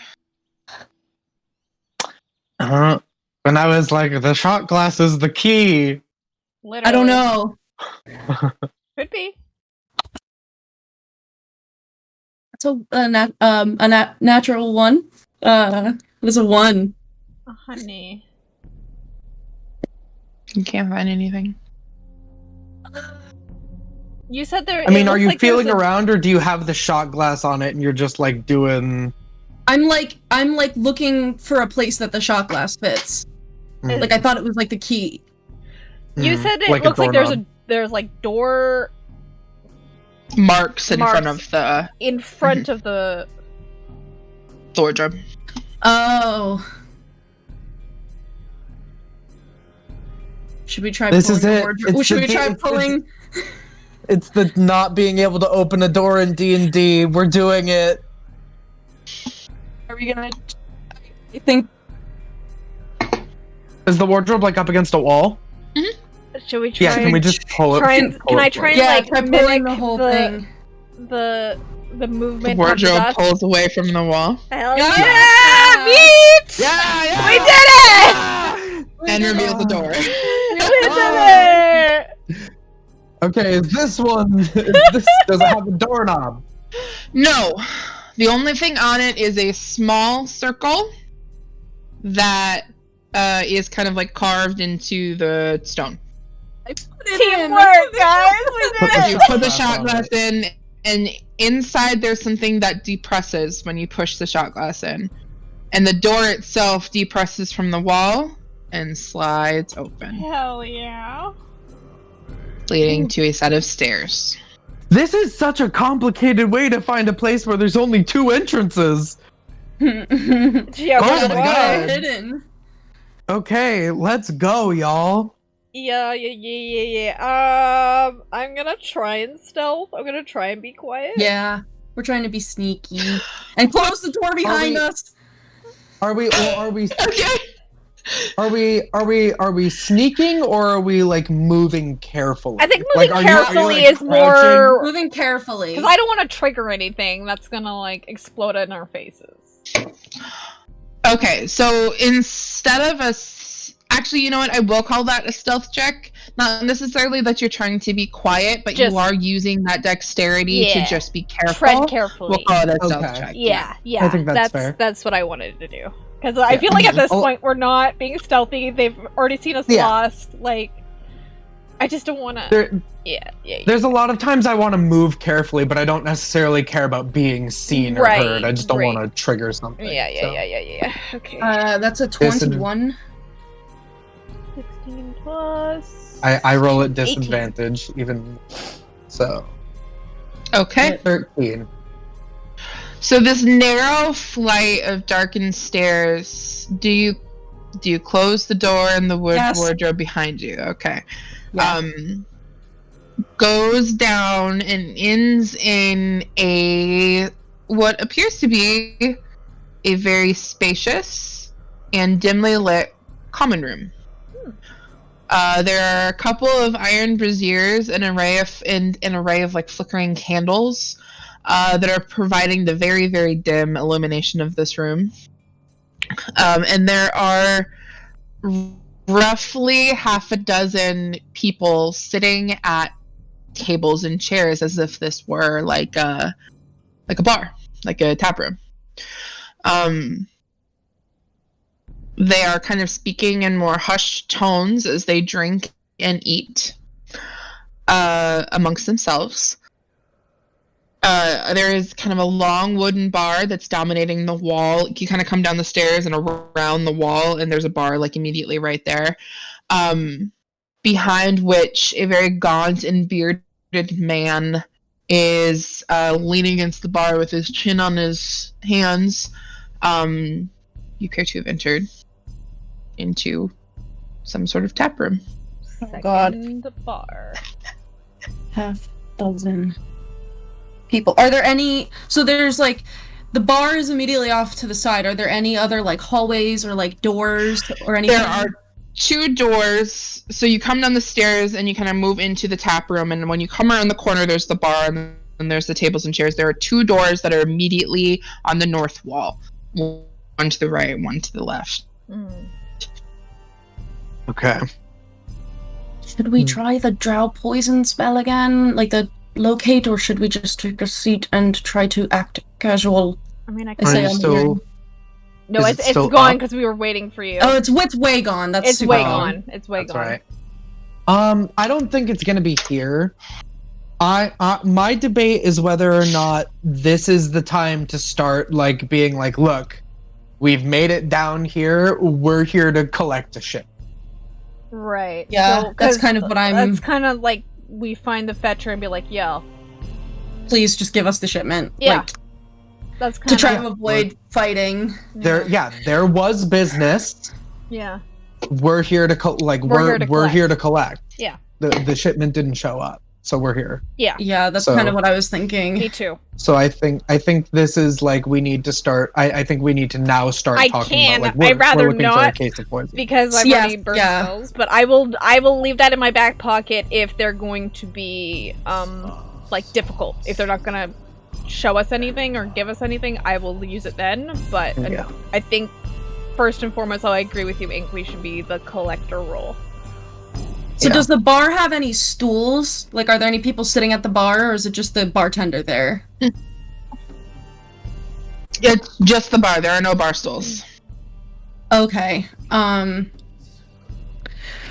you gave us. Oh, look at Yeah, that. we have a little Oh, we have a look at little that. picture. Oh, that is so fancy. All right. And we just came from the Another stairs, thing you yeah? guys notice. Mhm. Yes, correct. Right side. Another thing that you guys notice is that strategically placed around this room are very armed individuals wearing leather armor, Yeah, Okay. silently This observing the is- room. yeah. This is where our words come in. Yeah. So we'll go up to the bar. Bartender stands up. Hello. Well met. What can I get you? Surveying like the bottles that are on the wall, does it look like he has any of that Elverquist? There is definitely more of a choice of alcohol here than there was above. Very likely because there's just more access to different kinds of things with the shipments that come through here. So yes, there is indeed Elverquist. I'll point up to the Elverquist and say, could we get 3 glasses of that, please? Of course. Turns around and begins to grab 3 glasses. He's very thin, very gaunt. His arms, like most of his skin is kind of sucked to his body a bit. You can see his like sternum and like his ribs and his shirt that's kind of buttoned. His arms, you can just you could probably wrap your fingers around him. He's just real thin and real gaunt. He's a level 20 monk. He doesn't need to eat. That's why. That's what it is. He's got a long, like white, like / gray hair that he's got kind of pulled back in a very low ponytail. So there's a lot of like the shorter hairs kind of hanging around his face. Yeah, human.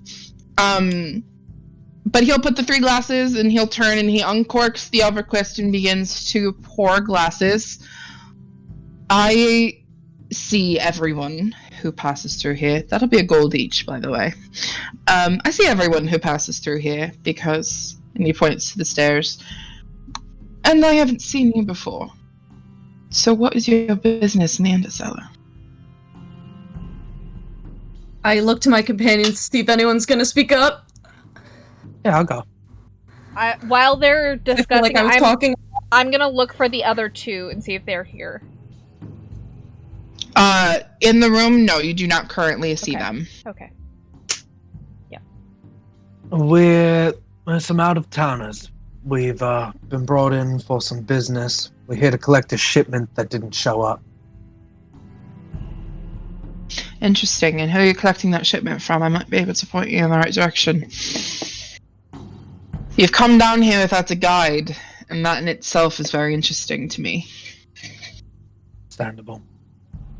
We're here to collect from the fetcher. I don't think I'm going to be able to help you there. Something tells me that you don't know quite a lot about the Underseller. Am I guessing that correctly? That's Like I fair. said, out-of-towners. Normally people bring them, it's rather labyrinthian down here, so normally people bring with them a guide, because it's very easy to get lost indefinitely in this area, because it spans all of Baldur's Gate. So you're trying to get a shipment from the fetcher. Why didn't the shipment arrive? That's what we're trying to that's find what- out. That's something we'd like to know too. Well, I can't give you the fetcher's location, mostly because that's not something I'm allowed to give, especially to people that I haven't seen through here before, or I don't know who do business with him directly. But I can tell you that if you make enough of a fuss, eventually he'll send one of his boys out to fetch you himself and bring you to him directly. If you catch his attention. And believe me, he has eyes everywhere. What exactly would catch his attention? If he believes that there's someone here who's going to be going against him as far as business goes, being a competitor, that would catch his attention. Anybody who's walking around and asking too many questions is going to get his attention. Generally, folks down here like to keep to themselves, so those that stand out get his attention. Well, that doesn't sound like a problem for us. It seems like we're already halfway there. You did immediately catch mine, at the very least. How about to start? Why don't we make sure that everybody down here is not thirsty? I'll buy a round for everyone at these tables. Whatever they What want. are you buying? Whatever they want. You hear that, boys? Come fill your glasses on their wave. pockets. And everybody's like, okay. That's one way to get attention, Beach.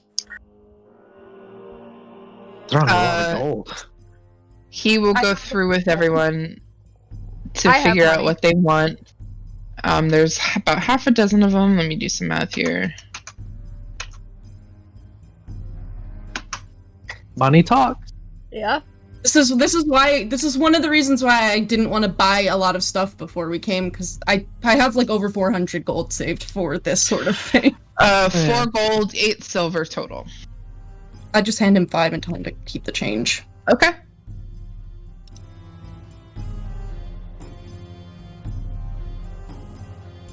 Let's see. And everyone who comes up to the bar while they're placing their order, I'm just like, oh hi, it's lovely to meet you. I'm sure we'll be seeing a lot of each other in the coming days. Don't forget my face. I love her. My name is Lady Clee Torres. You from know what? I'm Rusty. gonna give her guidance for this if she needs to roll some Don't sort of persuasion. Forget me. And I'm just Okay. like, yeah, talking to everyone. Why don't you just go ahead and roll me a performance check? Not necessarily, I mean, you're putting on an act, but just basically of how well you are implanting yourselves in these people's heads, basically. Can I give her the D4 for guidance? Absolutely. Am I the only one that wants to see if we can start like a who's got the better guild, Waterdeep or Baldur's Gate? You ever hear of the Three of Cups? Want to come over to us and work for us? I can't. Not even kidding. Nat I'm 20. going to. Nat 20. Yeah. Look at you! I was like, I'm gonna It's go her with day.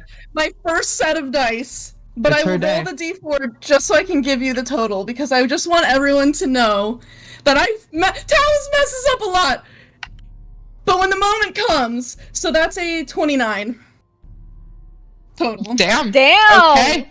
And I'm not calling myself Talus. I'm saying that I am Lady Clee Torres from Okay. Luskin, and that they better never forget my face. Yeah. And I'm making sure that everyone is, like, having a good I'm being nice, though. I'm, like, trying to, like, get everyone, like, a little, like, not, like, super hype, but I'm like, yeah, like, get whatever you want. You want another glass Treat of yourself. Elverquist? Do it. You deserve it. If you Treat want- yourself. If you like Everquist, come by the Three of Cups in Waterdeep whenever you're in town. Don't. Awesome, Barton. I don't. Sorry, you said cause a ruckus. I don't think any of these people are going to be going to Waterdeep To anytime be soon. fair, you didn't specify. You didn't specify, mate. Sorry, we're just trying to cause a little bit of a scene. He is scolding you, but he's smiling. Yeah. He left. Who goes to Waterdeep? So anyway? the door to the north, or the wall to I'll the give north. him with a the two gold doors. and pay for his drink. I'll give him an Elverquist as well. I'll hand him Okay, a gold so okay. he can have an Elverquist. Yeah, and we Oh, also, I made sure we whispered the word so everyone knew that we didn't just order Elverquist to look fancy. We are fancy, and we know the word that activates it. Okay. So the wall to the north with the two doors. The door to the left opens, and from that door walks a man. He is an elf, very specifically a drow. He has very, very long, very, very curly white hair that he's pulled back into a ponytail on the back of his head. He's wearing dark gray leather armor, underneath which he's wearing just like normal clothes. At his heel is a dog, but this dog is not the typical dog that you would see roaming the streets of Waterdeep. This dog appears to be made of brimstone and has a mouth that comes back all the way up towards its ears, from which fire is kind of just hanging and dripping, and it is big. This is like it's like 2.5 feet tall at the shoulders, 3 feet tall at the shoulders, and wide, but it's got like the very like 1 foot in front of the other gait of a wolf. Enters from that left door into the tap room. Your bartender says, "Wait, you said you're from Luskin, right?" And then gestures to the drow. "Sawyer, come here." And the man walks over to you guys. "Sawyer? I mean, I don't know your names yet. You can introduce yourselves." I don't know if there's, like, a traditional Luskin greeting. I feel like it could reasonably be beating the shit out of each other, because Luskin such a shithole, but if there's, like, Nice to meet you. Yeah, if there's, like, a saying, or, like, a phrase, like, a certain kind of handshake, that, like, I'll throw that at him. Okay. Honestly, I have no idea. I will just point that out there now. I can look something up at some point and figure it out, but right now, you can make it up if you want. When you do a Good handshake, luskies, my friend. and when someone does a handshake and they, like, slip your pinkies together, Yeah. you cross pinky handshake. Okay. I don't know. They call that slipping a luskin. Wow. Wowee! Bring a Luskin. call that the We little have a Luskin. newcomer here from Luskin as well. I will say what it is. It's a hellhound. The hellhound sits down next to Sawyer's feet, and he smiles. It's not very often that I see somebody from Luskin out here as well. Yes, it's definitely rare to find people who are from the same place. It's, a lot of people seem to stay, or not want to talk about it. He like points, like, mm-hmm. And then I'll slip him a Luskin. Lady Torres, Sawyer. good to meet you. These are my friends. Want to Hi. introduce yourselves? I'm Nova. Is he frozen?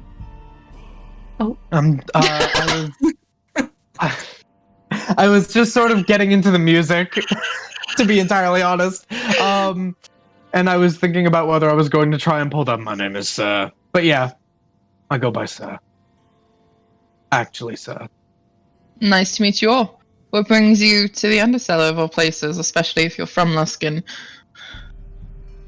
Well, you see, we're looking for a shipment that seems to have lost its way from the fetcher to its destination. The shipment was paid for, but for some reason it's not exactly found its way to its destination, so we're here to try to solve that. Have you been to the Undercellar before? Nope. May I offer my services then? Are you a guide? I am. Well, we would be honored. What's your going rate? No, He, like- you did that to them. So he's got this like very flirty, like effeminate kind of air about him. And he kind of squints at you and he's like, it depends on how long you're going to be here. And where you're planning on going. Well, we would like to go directly to the fetcher. Yeah, I believe how long we're going to be here depends on how good of a guide you are. Well, I can't take you directly to the fetcher unless you catch his attention, but I can at least make sure you don't get lost. That works. That would help. Going rate's 5 gold a day. I hand him 5 gold. Good. Welcome to the team.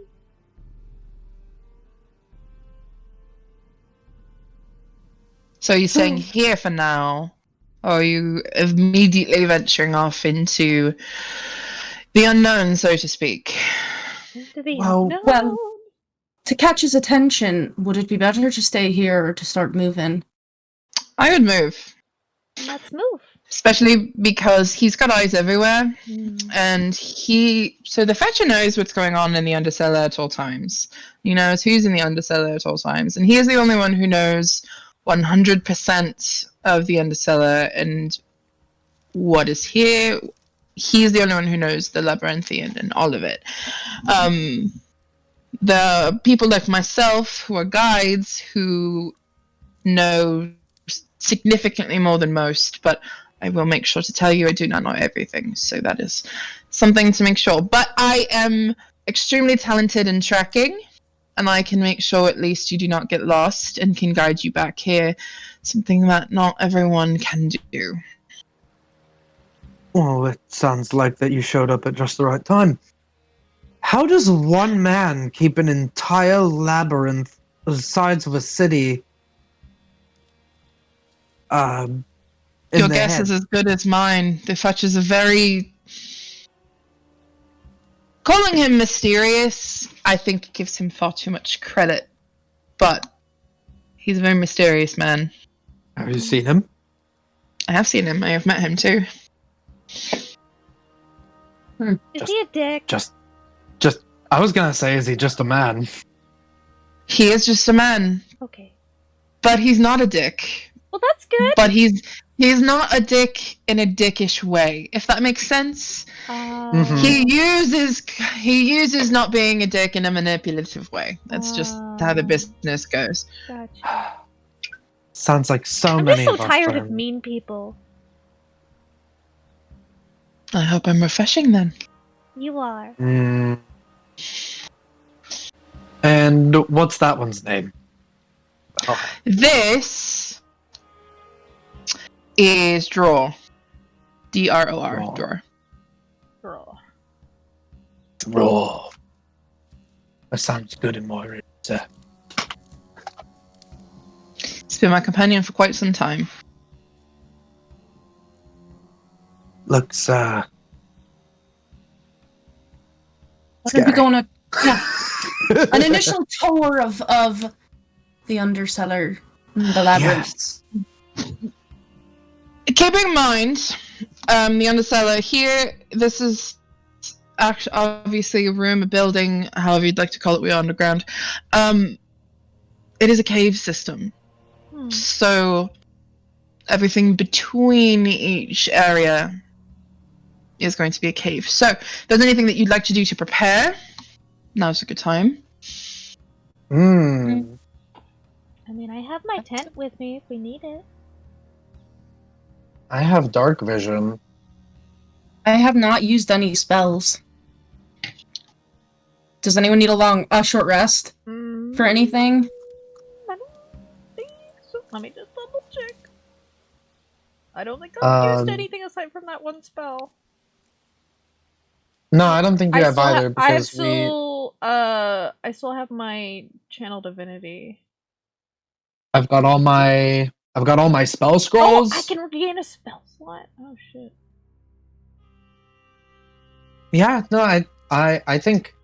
I think I'm good. Yeah, I'm good. Are there in the natural tunnels? Are there little beasties and such? We actually have quite a large rat problem, and when I say large rat problem, I mean large rats rat are problem. We're familiar with large rats. Some of the bipedal variety, in fact. ROUSs. Mm. Oh. Rats of unusual size. Yeah, we know some of those. So that is something to keep in mind as well. But I can assure you I'm armed, and both me and Draw here are going to be, I think, easily able to protect you. Does Sir have his armor on? Yes. Okay. Okay. He wears his armor in Baldur's Gate. Thank you. Okay, good. I mean, I think I'm ready. I'm ready. Sawyer, Yes. before we go, would you like, where is it? Would you like a castle cake? And I'll pull out one of the 10 castle cakes that I got in the market earlier. They're very good. Oh, I know they are, and I don't generally make my way to the surface very often. It's not good for the eyes, you know. But yes, absolutely. Thank you. Would Dror like a castle cake? And I'll hold one out to them. He takes a bite of his own and says, "Go ahead," and Draw will reach forward and take it from you.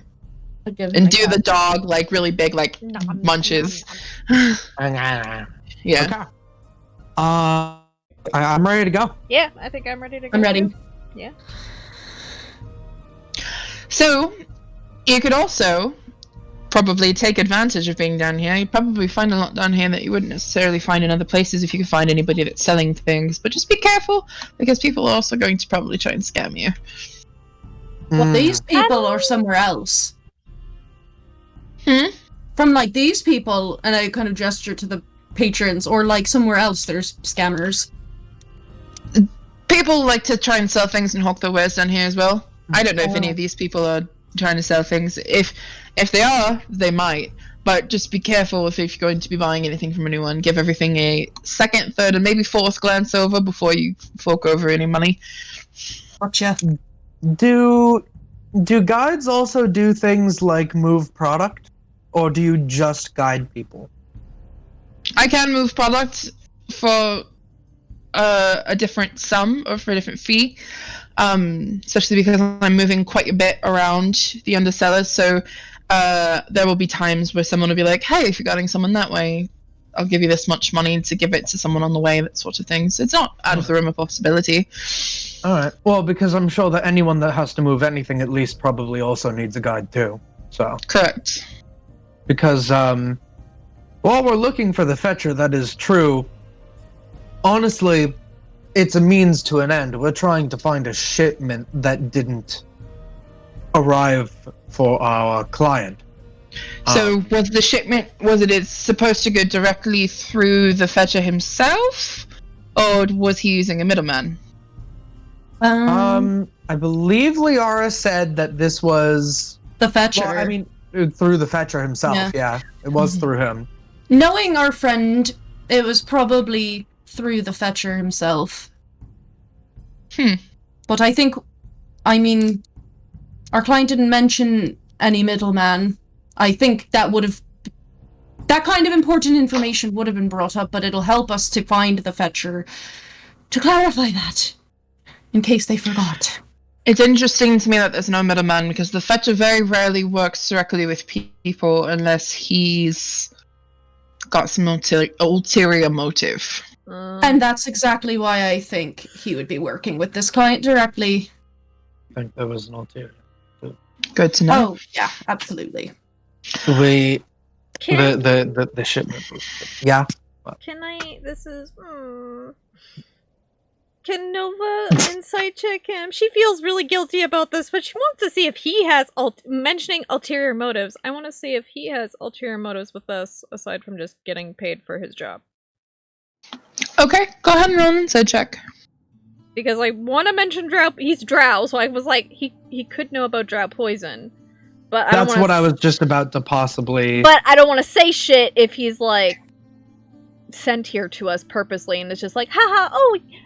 Here you are. I don't know. Well, he could very much be one of the eyes of. Or he could be the Fetcher testing us. That's what Nova's like. She's been betrayed so many times, so now she's like kind of paranoid. So. Or Dror could be the Fetcher because he's a dog and he fetches balls. I would not want a hellhound to fetch. 23 insight. Okay. He's being very forthcoming with information about the Fetcher and about just like the underseller itself. Okay.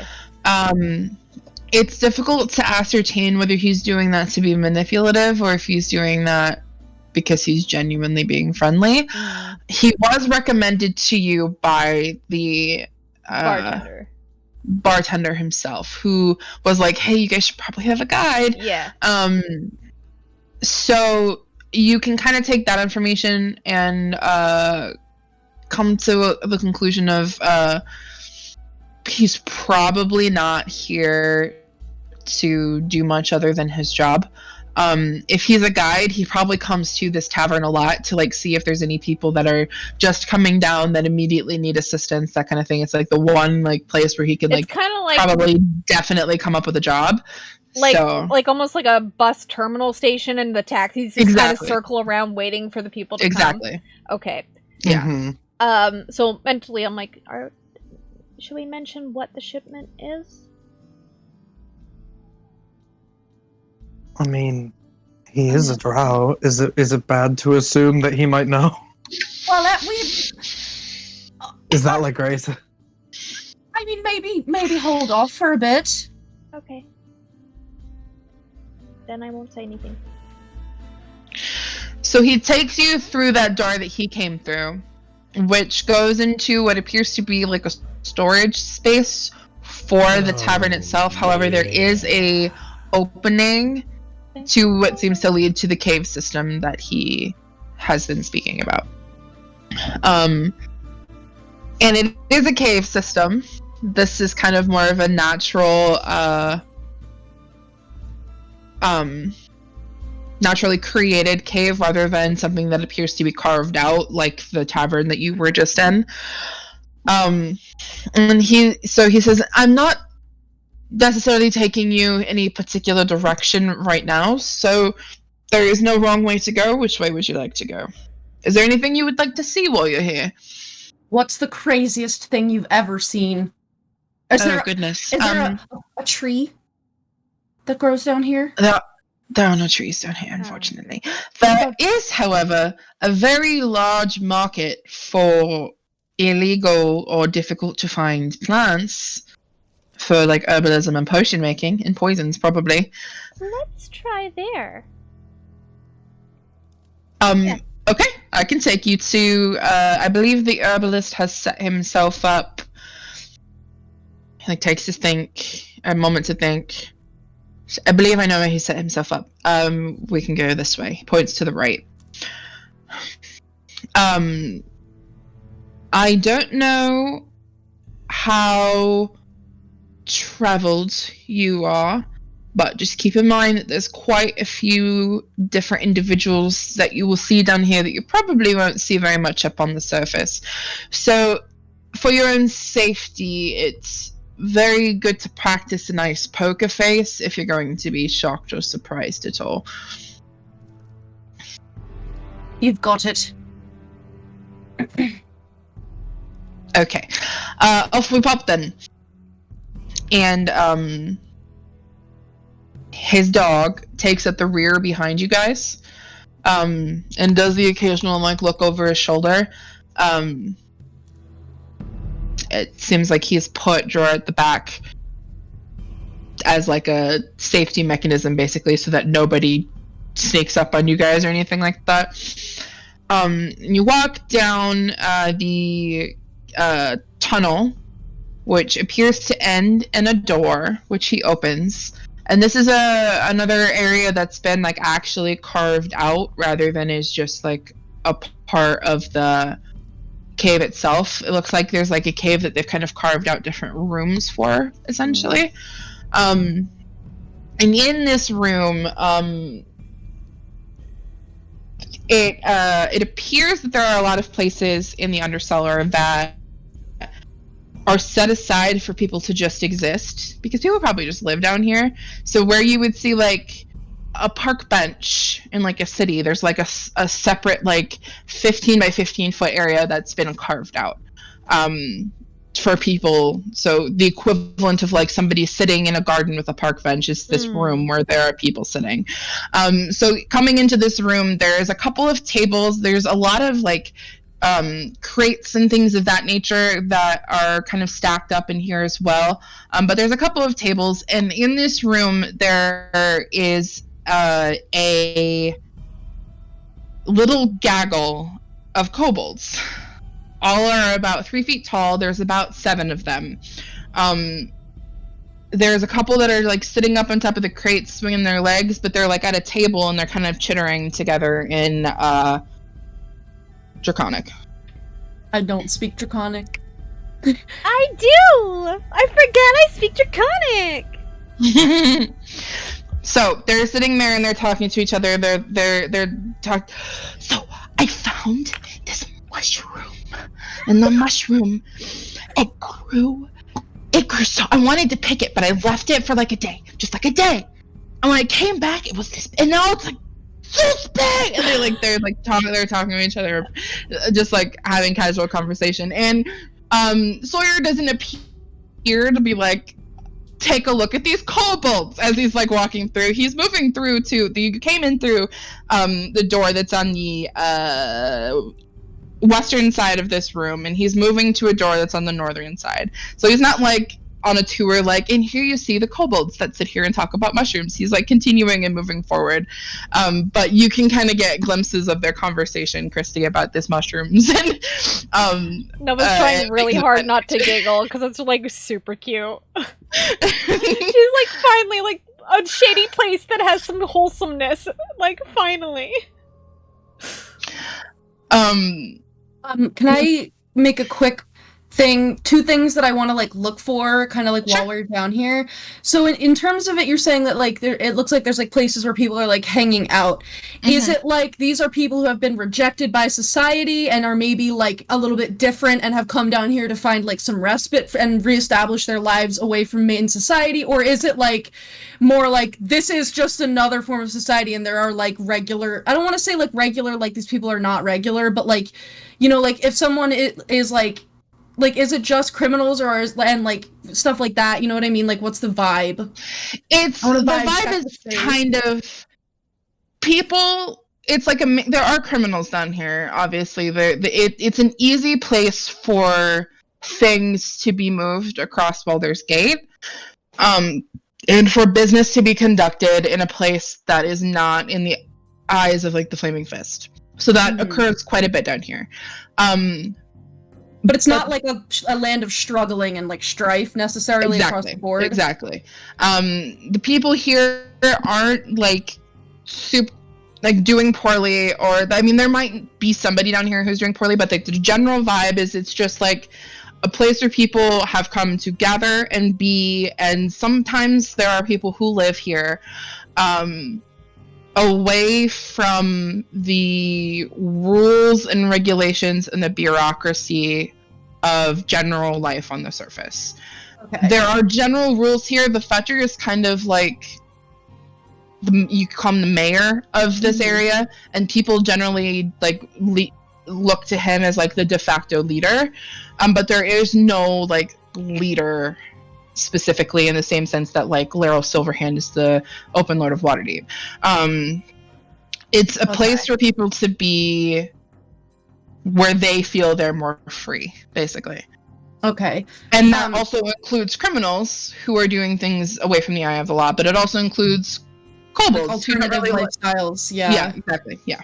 Okay, and then the second thing that I want to look for, like, as we're just walking with Sawyer, Talos probably really only knows, like, minor stuff about, like, actual drow society, and this dude is from Luskin, which means he's not necessarily associated with, like, larger drow society, like, directly, but if he has any iconography that I might recognize as belonging to a certain house, because I know House Mizrim, that's Talos' house, is, like, one of the big houses, I want to try to, like, look that out and see and rack like the small bits of my memory of the few things my father would have told me about like drow society like proper and see if he has any of that stuff on him or displays any of it.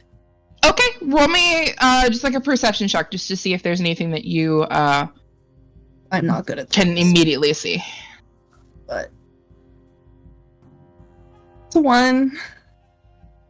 It's a 1 again. Okay.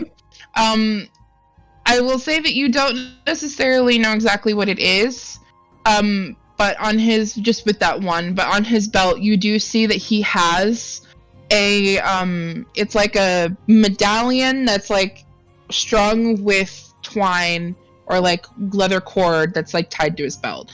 You can't see what it is. You can't see what's on it. You don't know if it's anything that has to do with any houses or anything like that, but if you took the time to actually like sneak in there and turn it or even ask him about it, you could potentially see. Okay, I'm gonna just file that away for now. That's all I wanted to know. Sure.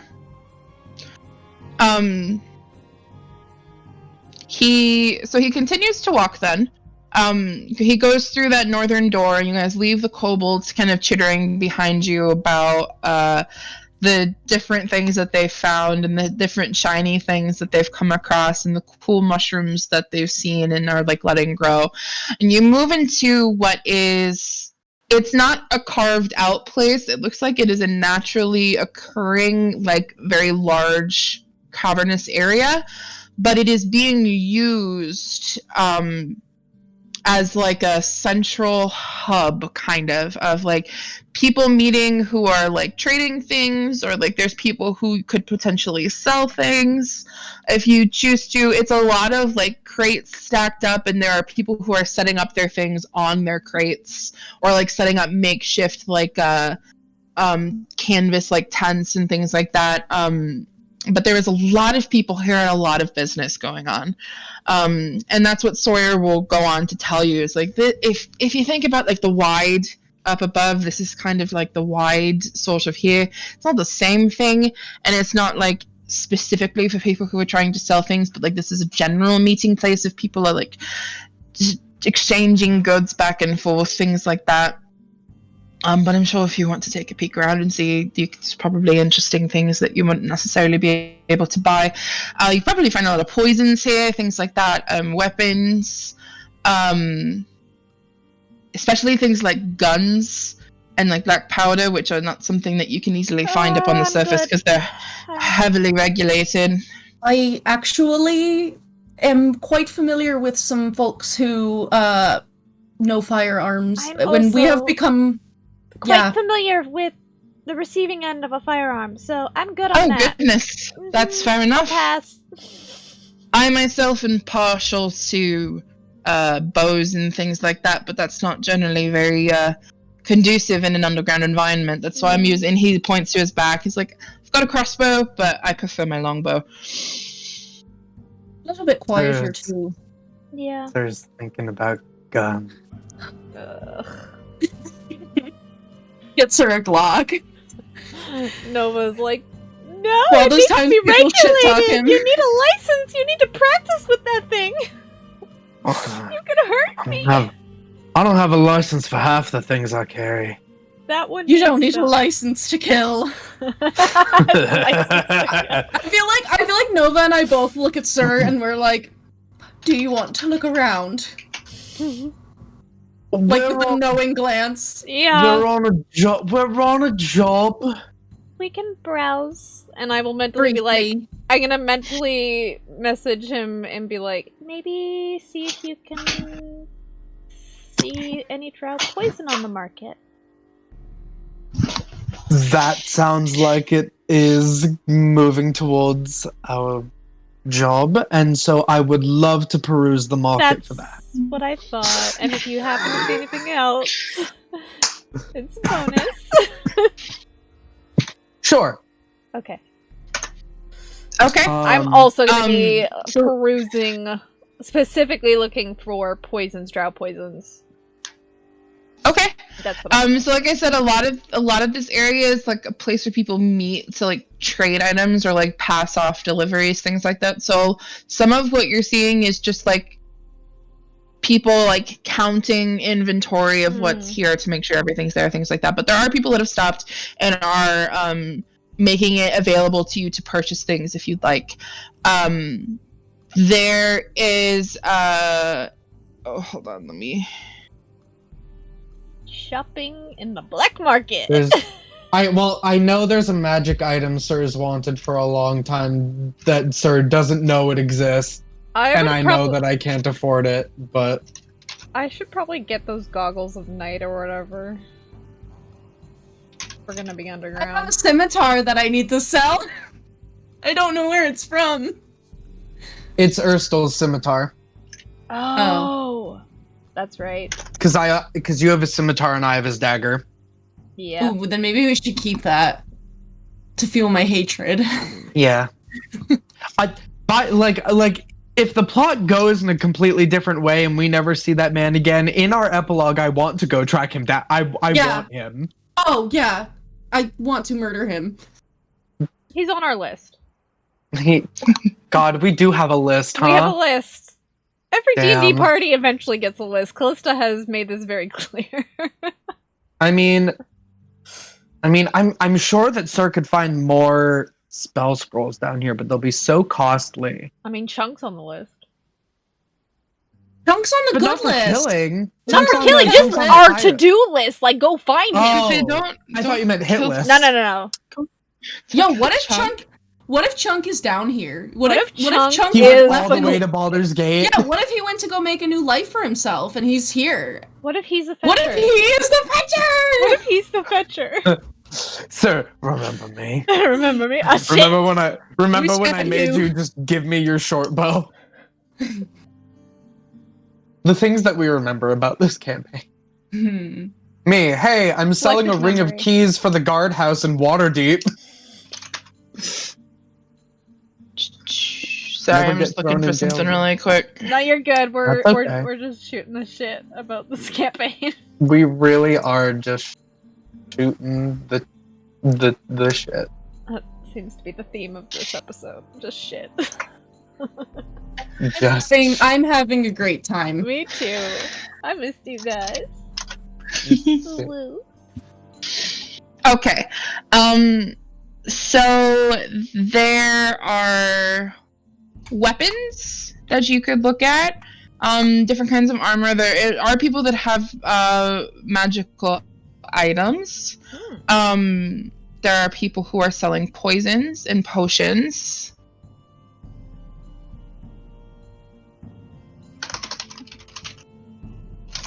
Does anything stick out? I'm gonna browse the poisons just to see if maybe the poisons were dropped off, or if I don't know. I'm just gonna look. Okay, so there are some oils that can be applied to different things. For example, there's the oil of slipperiness, which is a very common or well-known oil just in D&D in general, that essentially makes an area slippy, basically the grease spell. Stuff like potions of animal friendship are here. There's an oil of sharpness, which is a very clear kind of gelatinous oil that's a little sparkly because it's got like silver shards in it, and you can coat a weapon to basically make it more deadly. It adds, mechanics wise, it adds a +3 to attack and damage rolls. Does that also make it magical? for overcoming resistance, or is it just a flat +3? As far as it's in the description, it just says it's a flat +3. So I would say it doesn't make it magical for the purpose. It's basically like a contact poison, but it's like an oil for your weapons. Mm-hmm. There is no drow poison here. Drow poison is, at least with this particular area, drow poisons are relatively difficult to come by.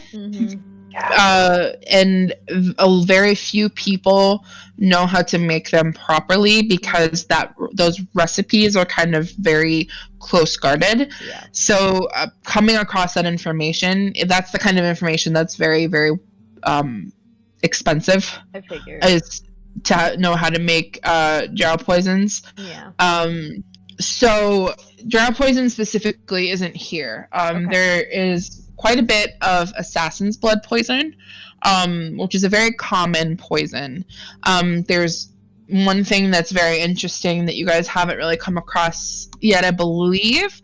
There's truth serums here, which is exactly what it sounds like. It's a creature subjected to the poison needs to make a saving throw, or they're essentially under the zone of truth. Spell effect.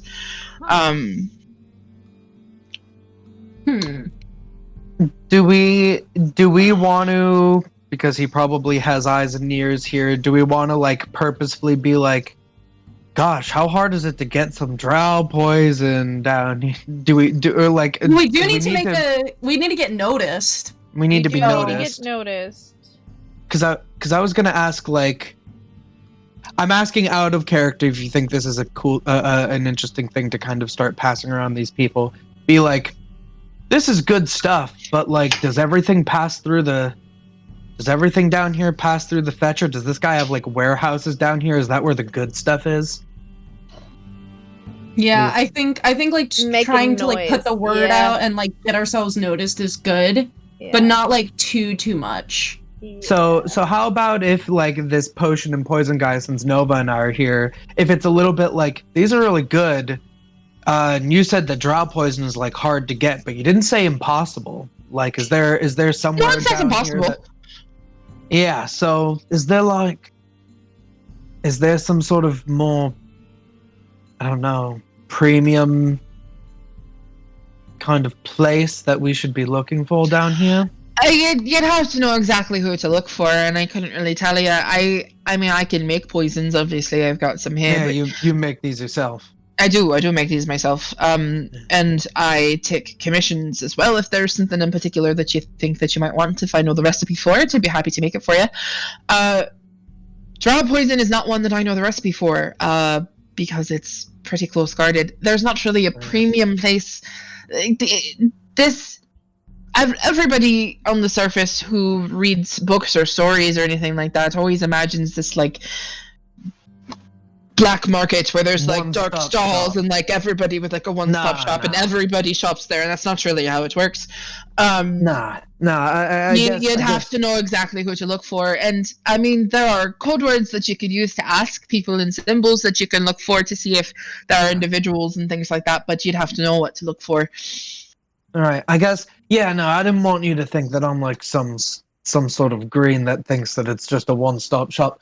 More so, I guess I was just making sure that, like, you know, you've got people down here that are making their own stock, that there isn't someone that's skimming off the top, or that there's someone that's keeping the, you know, the good product like, sort of behind some sort of paywall. Yeah. I mean, I would hope not. There's no way to make business keeping it behind some sort of paywall.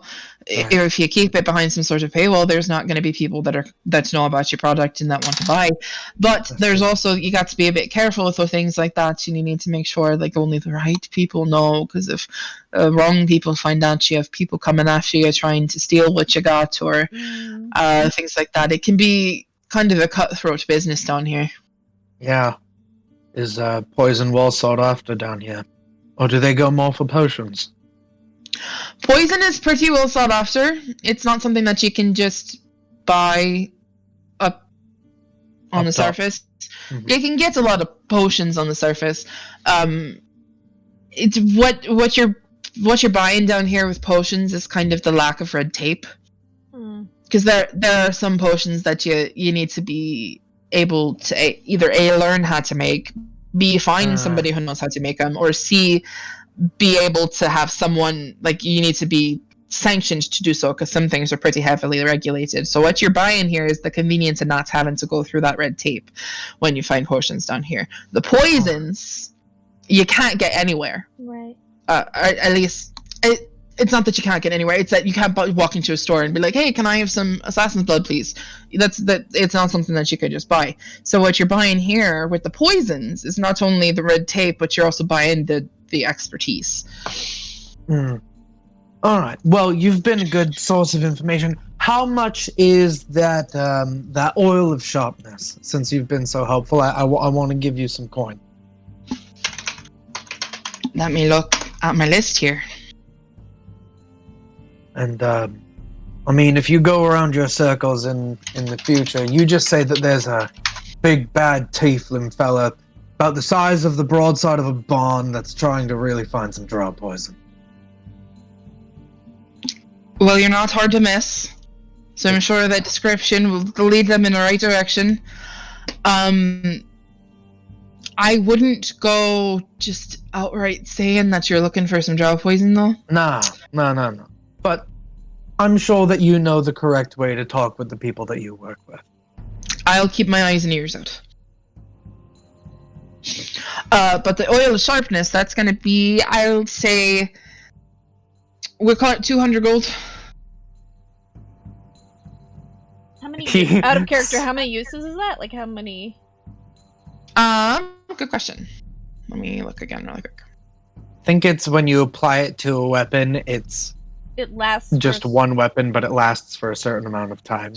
This oil can coat one slashing or piercing weapon or up to 5 pieces of slashing or piercing ammunition. Oh. Applying the oil takes 1 minute, and for 1 hour, the coated item has the bonus. 1 hour. Damn. That's longer than I thought it would be. But 200 gold, I'm very poor. Does this person have, like... I mean, I have, like, 4 healing potions in my inventory, but I feel like getting more can never hurt. Does this person have, like, a healing potion in their stock? I don't have healing potions, but if you... And you've got a guide here, he can bring you there. There is a clinic, sort of, in the area. They offer general... like medical assistance, patching up, things like that for completely free, but they're gonna have the potions and things like that you want to buy. So if you want to get like healing potions and things of that nature, you're gonna want to go to them. Here I've got more of like a things to make your weapons work better, things to make you work better, things to make people work less better. Utility. Exactly. Yeah. Well, but your guide could probably bring you to the clinic.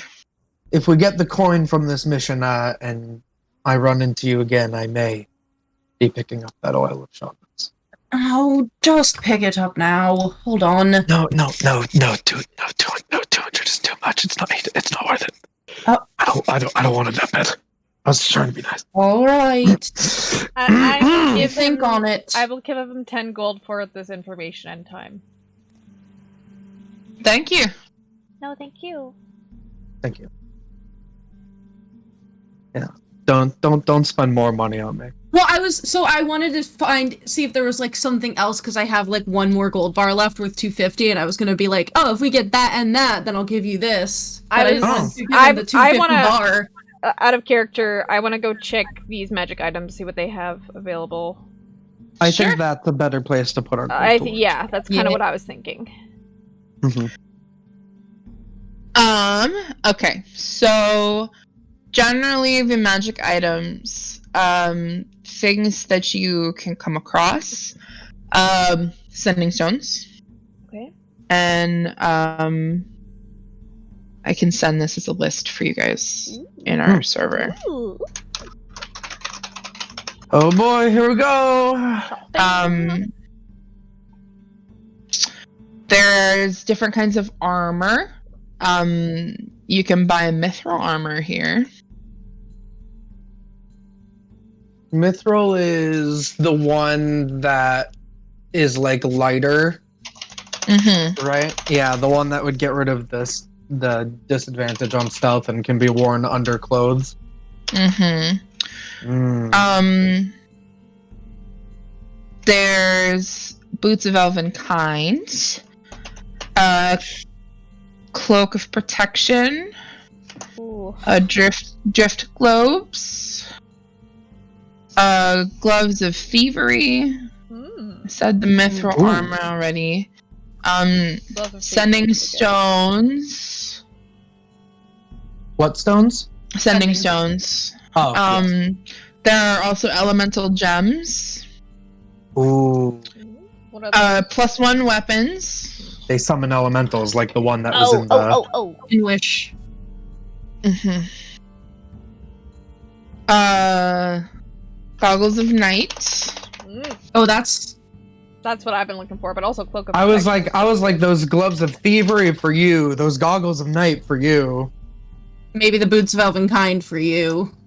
I said +1 weapons, right? Yes, you did. Winged boots. I have those.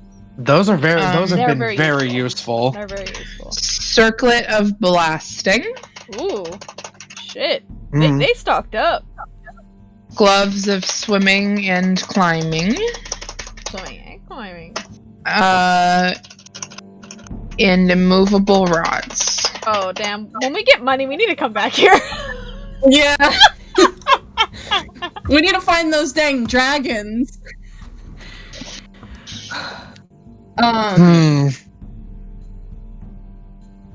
mean, Palace is intrigued, but it is fine saving money. But if anyone else needs money for anything, she can contribute.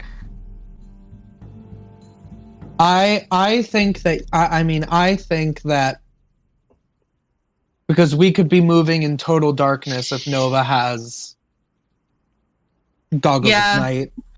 I think that would be really useful, especially because And- she's our perceptive one. She is the perceptive one. It always is. I Annoying roll when like we have to have trash, light and for you have her. a minus. You have And I have a yeah. -2.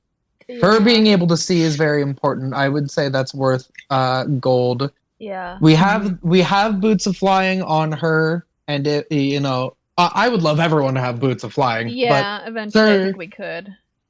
But Sir is actually kind of because he is actually full on his attunement. Oh, you. Oh, Oh, right, because you've galore. Oh, yeah. I have galore. And you have your weapons and stuff. It's literally my magma war pick, galore, and the earring. Yeah. Oh yeah, because So I can't get anything that requires attunement. Goggles of Night, I don't think are attunement. yeah, because I think Bo has them in Critical Role, and they're not. I'm gonna. Oh, well, I don't. Is that it? Let me check. I'm looking. Yeah. They're not. But the point is, I wouldn't be wearing those anyway. Yeah. Okay. I'm just Is there saying, anything like, on yeah. this list that, like, later, if we need it, that Sir is leaning towards? Well, I don't think he needs mithril armor. Mithril armor would solve It would solve his personal issue of not wanting to wear armor, but I don't think it goes to heavy armor. Oh, I think mithril is actually I think mithril that goes under your clothes at the very least can only Yeah. go up to medium. I'm not sure Okay. if it goes up to heavy. Yeah, there's in only which- like medium or heavy, but not hide.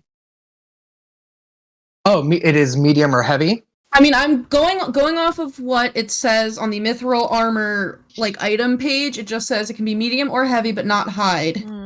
Oh, okay. And it can be a mithril chain shirt or breastplate can be worn under normal clothes. Right. Yeah. So it would still be above.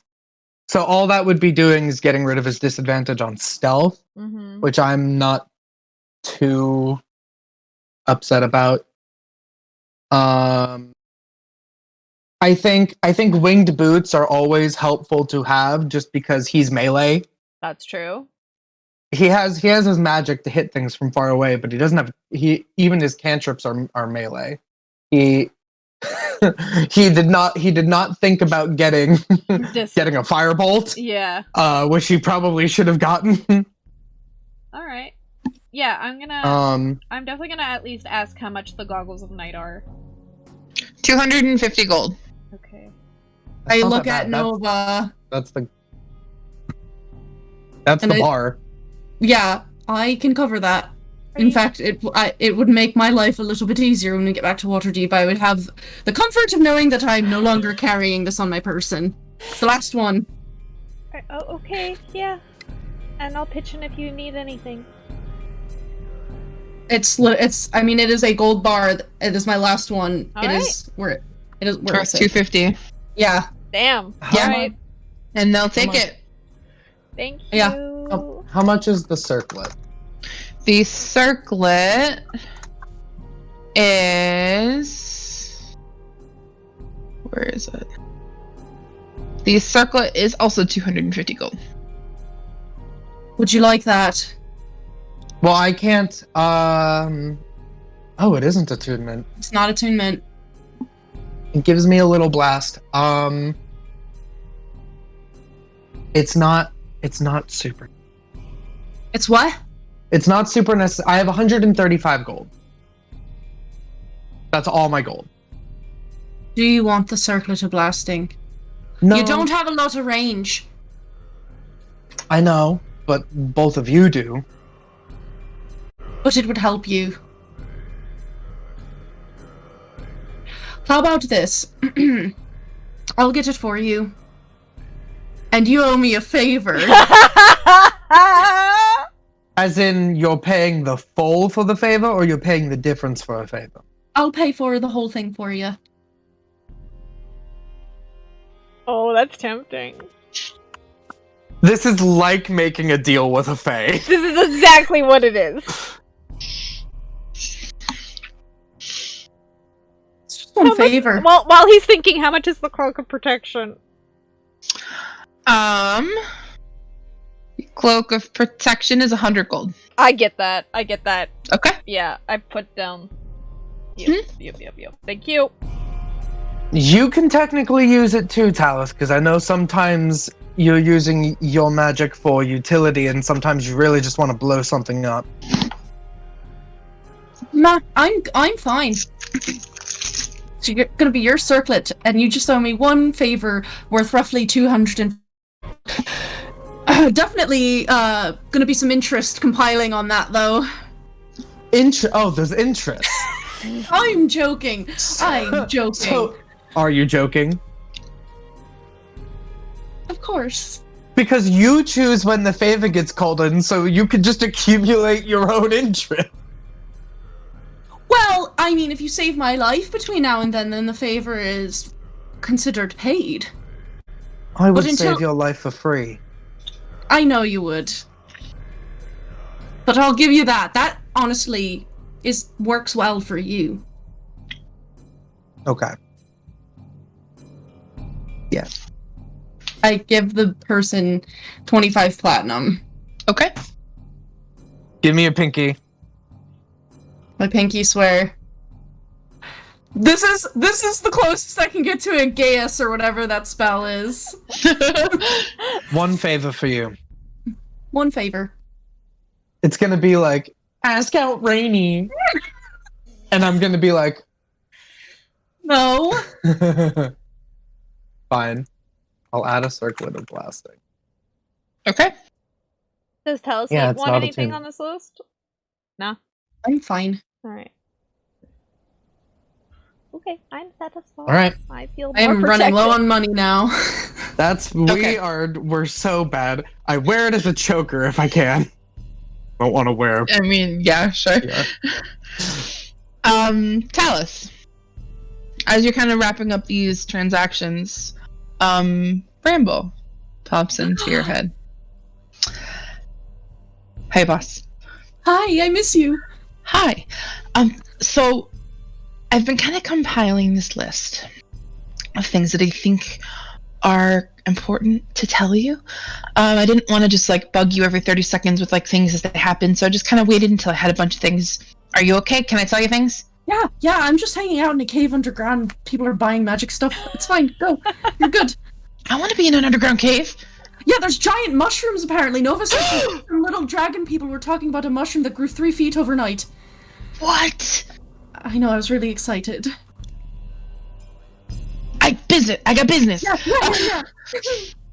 Okay, well first, the kids. Oh, so apparently their parents don't really allow them to leave the house very much unless it's with them. So the kids are kind of confined really here to the estate most days. So they're really excited to have me around because apparently I don't really have that many friends. No. Oh, that's really sad. Sad. That kind of explains. I feel like that's kind of explains. Yeah, some. Yeah. Mm-hmm. There are some places in the house that the kids aren't allowed to go. Like they get in huge trouble if their parents see them there. Oh, okay. They're not allowed to go in their dad's office. Okay. They're not allowed to go in the attic. Whoa. And they're not allowed to go in the wine cellar.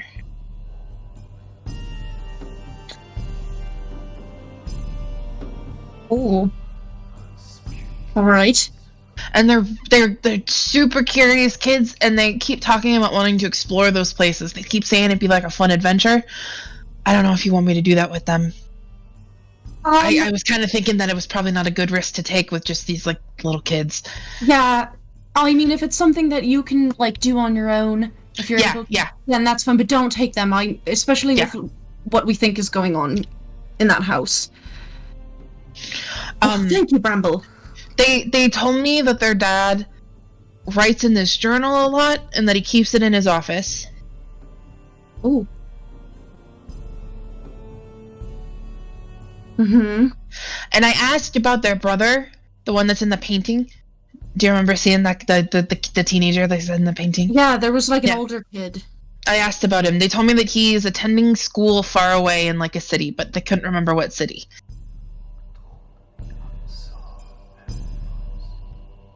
Was it Yartar? They didn't know. I don't know. Tieflings. It's really hard to get the kids away from their nanny though. Their nanny is always around. It's always watching them. Damn it, Fran. So I've been. It did seem like that lady was watching us quite closely when we were visiting. But here's the thought. Last time you mentioned that you saw another like fairy creature eating the snacks that they left out, right? Mm-hmm. And I was a little worried about you talking to whoever that individual is.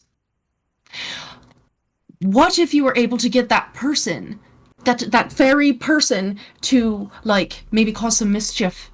And maybe they can like if you ever needed to get the nanny away, like maybe we can employ the fairy, and in exchange I will do a favor for the fairy. That's a good idea.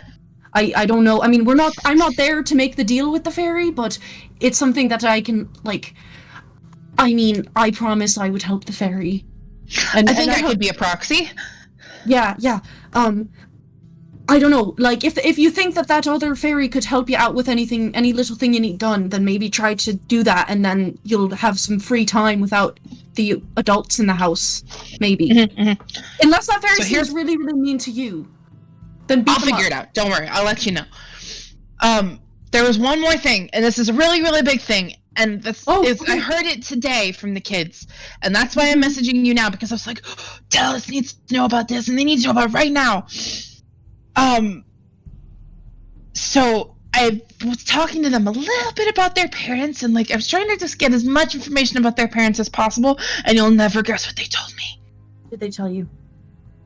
They told me that their parents are looking for some missing dragons. Oh no. And the kids are so scared about it because they don't want to see any dragons, because dragons are so big and scary. Right. Oh. The money. Right. Yeah, and they think it's real dragons. They think it's the monster dragons. I'm guessing the kids probably don't know why. That's what we need to figure out. I don't know if you'll be able to figure that out on your own. Or I if can that's something- try, but the kids are kind of my like liaison for all this information, and so I have to kind of like interpret like the way that kids think and make it, you know what I mean? So it's a little hard. Well, and I mean, the thing is that if it would be really hard for you to try to open up their dad's journal. You're so little. I am very small. That's all right. I would say That and the voice was so cute. if the opportunity arises to find out why, then go for it. But I wouldn't go out of your way. I think that's something we'll have to do. But I think first of all, thank you very much. This information is incredibly useful, and I value you so much. I love you. I would say try to get that fairy to help you out if you need it for anything. Just keep that in your back pocket. Okay. If you're able to get into any of those like off-limits places, I can try. I can, especially when the kids are sleeping, because they always look for me when they're awake. So when the kids are sleeping, I could like do a little exploring. Yeah.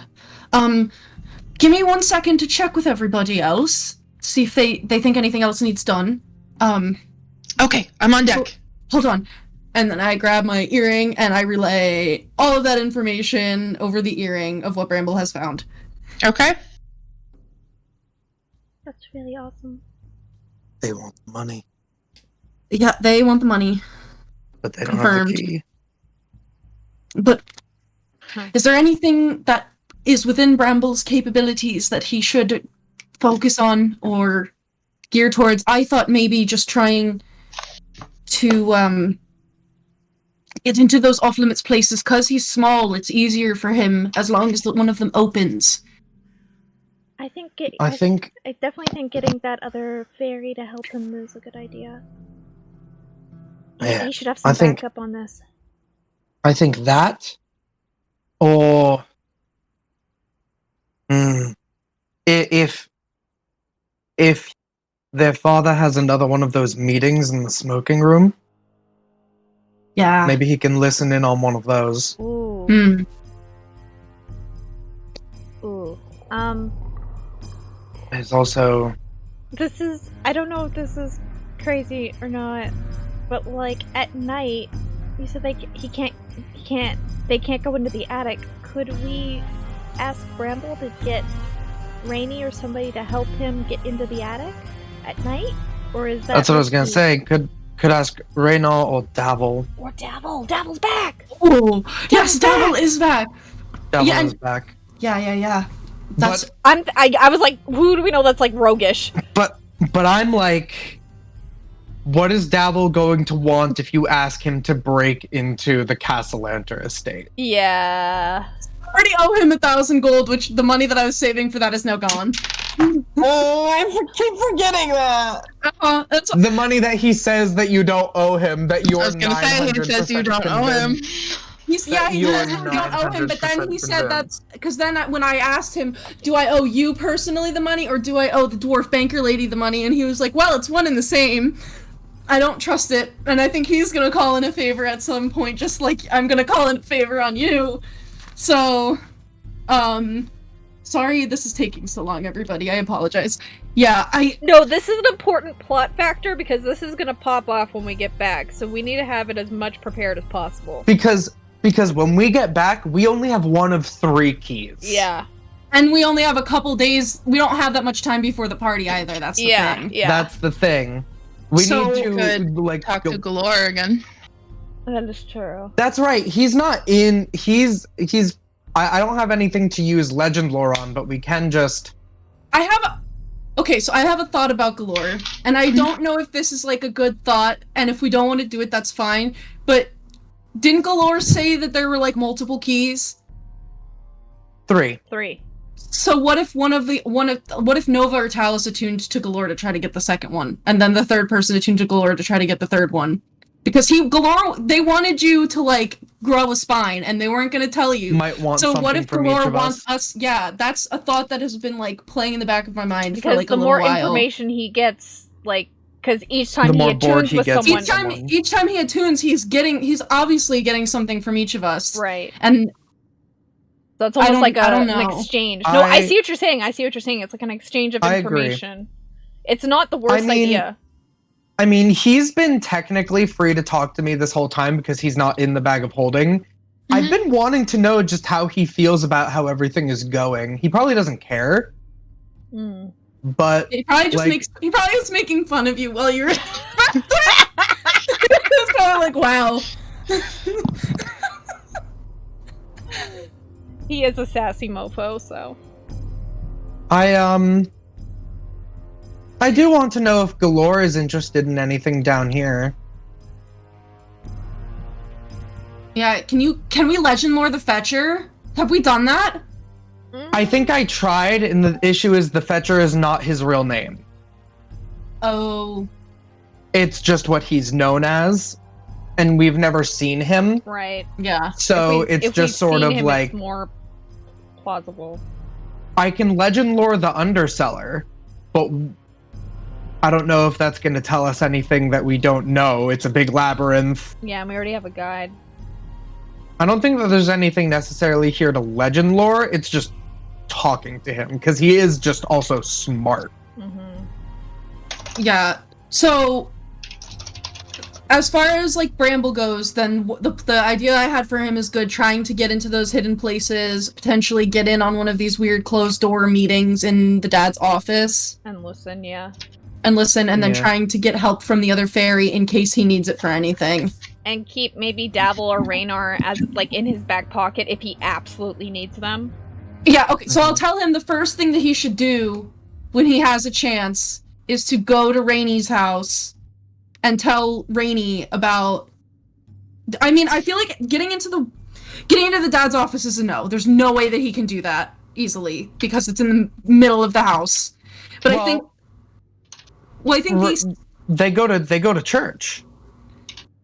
True, but I don't know, like, especially because I guess he can tell him all three, but I feel like going into the attic, like, or the wine cellar might be easier because they're, like, further away. At least like, start. They're more separated from the rest of the house. I mean, he could probably get into the study if he waits by the door invisibly and then flies in just when Victoro goes in. Yeah, well, yeah, Bramble can do that, but I'm saying for Raynar. For Raynar, that's breaking in. Raynar, yeah. it would either be the attic or the basement or the cellar. Yeah, I'm honestly like personally leaning towards the attic. Me too. A little bit more because the cellar, like that's underground, that's enclosed, but the attic is like out.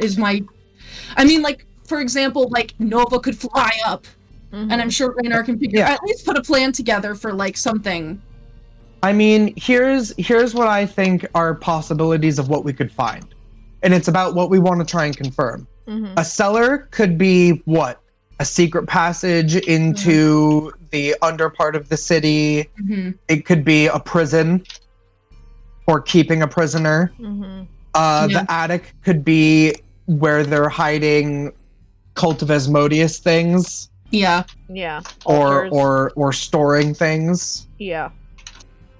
And then I think the dad's office is gonna have like some juicy information. That's all the paperwork. I mean, if Raynar could find confirmation that the Castlelanters are devil worshipping, he can go to the Harpers about it. And that can put them in some hot water. I don't think they'll get put away, but it will delay Victoro's plans because he has to now deal with getting everyone's attention off of that. And it will slow down his obvious plans of trying to find the dragons. Yeah. So then the first thing we're able to do is go and tell Raynar this stuff and see if Raynar has any, like, if he has any way of getting into, we're thinking the attic. Yeah. I think that. And even if he doesn't, just having him apprised of this information, I think, would be good. Yeah, just having him updated. That's the number one thing that I will tell Bramble to do as soon as he can. The second thing is... I wish I could have Bramble here now, because I could have helped him. I could have given him, like, a scroll of something that can help him manipulate doors and stuff. I know. I feel like the best way to get into is exactly what you said. Slipping in invisible. I just worry that if like a protected place, Right. that there might He'll be be- a He'll be warding warded against. out. Yeah, especially because he's not a humanoid. He's a fae. Yeah. That's so I have very to true. There could Yeah, that's true.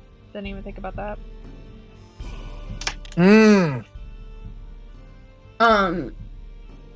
So I'm thinking I want to try to get into. I think getting into the cellar is my top priority for the bramble thing. If he can get into any of the other places just to peek around, that's cool. That's a bonus, yeah. And getting the other fairy To help. on board to help is Yeah. what I will tell Bramble, and that's like the order of importance. Sorry for that, just taking like 30 minutes to plan. Sorry. This is your time, hun. This is important. You do what you need to do. Yeah. I've just been taking notes this whole time on what you guys are saying. You're totally fine. If Raynar gets caught breaking into another noble's house, he's in deep doo-doo. Yeah, but even if he doesn't do it, if he can get someone A out Harper from agent, the a Harper Harpers. agent to do it. Yeah. Yeah, even if someone can put some kind of magic on Bramble to help him Right. do it. Yeah. Oh, yeah, I mean, all he really needs is probably like an unseen servant. Literally just something that can manipulate doors. Yeah, because he cannot open, or he can't. He is at the whim of a giant world, and he's very small. He's very so, small. Yeah. Yeah, that's if- what I will. Yeah. Yeah, that's a good If you idea. can get That's like an pretty, unseen, that's a if pretty you can just get an solid- unseen servant in there, then it can open all the doors for him. Pretty solid plan. Rainy's Okay. smart. He can figure it out. He'll I figure it out. trust him. I trust him the most I do. too. Yeah, I trust him more than Dabble. Same. But Dabble's always there if we need someone expendable to go to the end. What? Listen, he's not expendable. He's not expendable, but he's more expendable Dabble- than Rainy. That's true. Here's the thing. Davil won't get caught, but for that assurance that he won't get caught, we will need to give him something. Absolutely. But he won't get caught. Yeah, but I don't want to. Dabble is our back pocket contingency. Everything's going to Hail shit. Mary. Yeah, Hail Yeah. Mary. And anything he learns in there, he does not necessarily have to tell us all of it. Yeah. Yeah, because he could also, like, if he knew that Bramble was going in, he could literally just step on Bramble. He has 2 hit points and stop Bramble from seeing anything, which means that I don't see anything. Yeah. And then we lose our advantage and control over the situation because we can broker this information to Davil. Yes. Our advantage right now is we have Are in control. Yeah, we the ball is in our court. We have galore. We're getting a key. And right now all the people that want galore are very far away. Mm-hmm. Okay. Okay. Yeah. Leaves galore in Baldur's Gate. There was a hole in my pocket, and I bet it's. What if Galore fell into the chamber while you were just like, ah! Oh no! That if he tried to make fun of me while I was doing my spell, now I would have been like, oh no! Oh, no! Such a shame. The poop stew. Okay. Okay, yeah. That's are we solid. ready Communicate to- that. Yeah. Solid shit. I'm ready to get back in. I communicate that to Bramble. Okay. So just to be sure, I have you want Bramble to try to get as much information as possible. Trying to get into the places that the twins are banned from. The most pressing one you say is the cellar for Bramble because you think that will be the easiest for him. No, attic. Correct? No, the attic. Attic. Okay. Sorry, I Cool. might have switched the words accidentally. No, you're good. That's why I'm checking. Because, like, from the layout of the house, like, weren't the twins on, like, the 2nd or 3rd floor already anyway?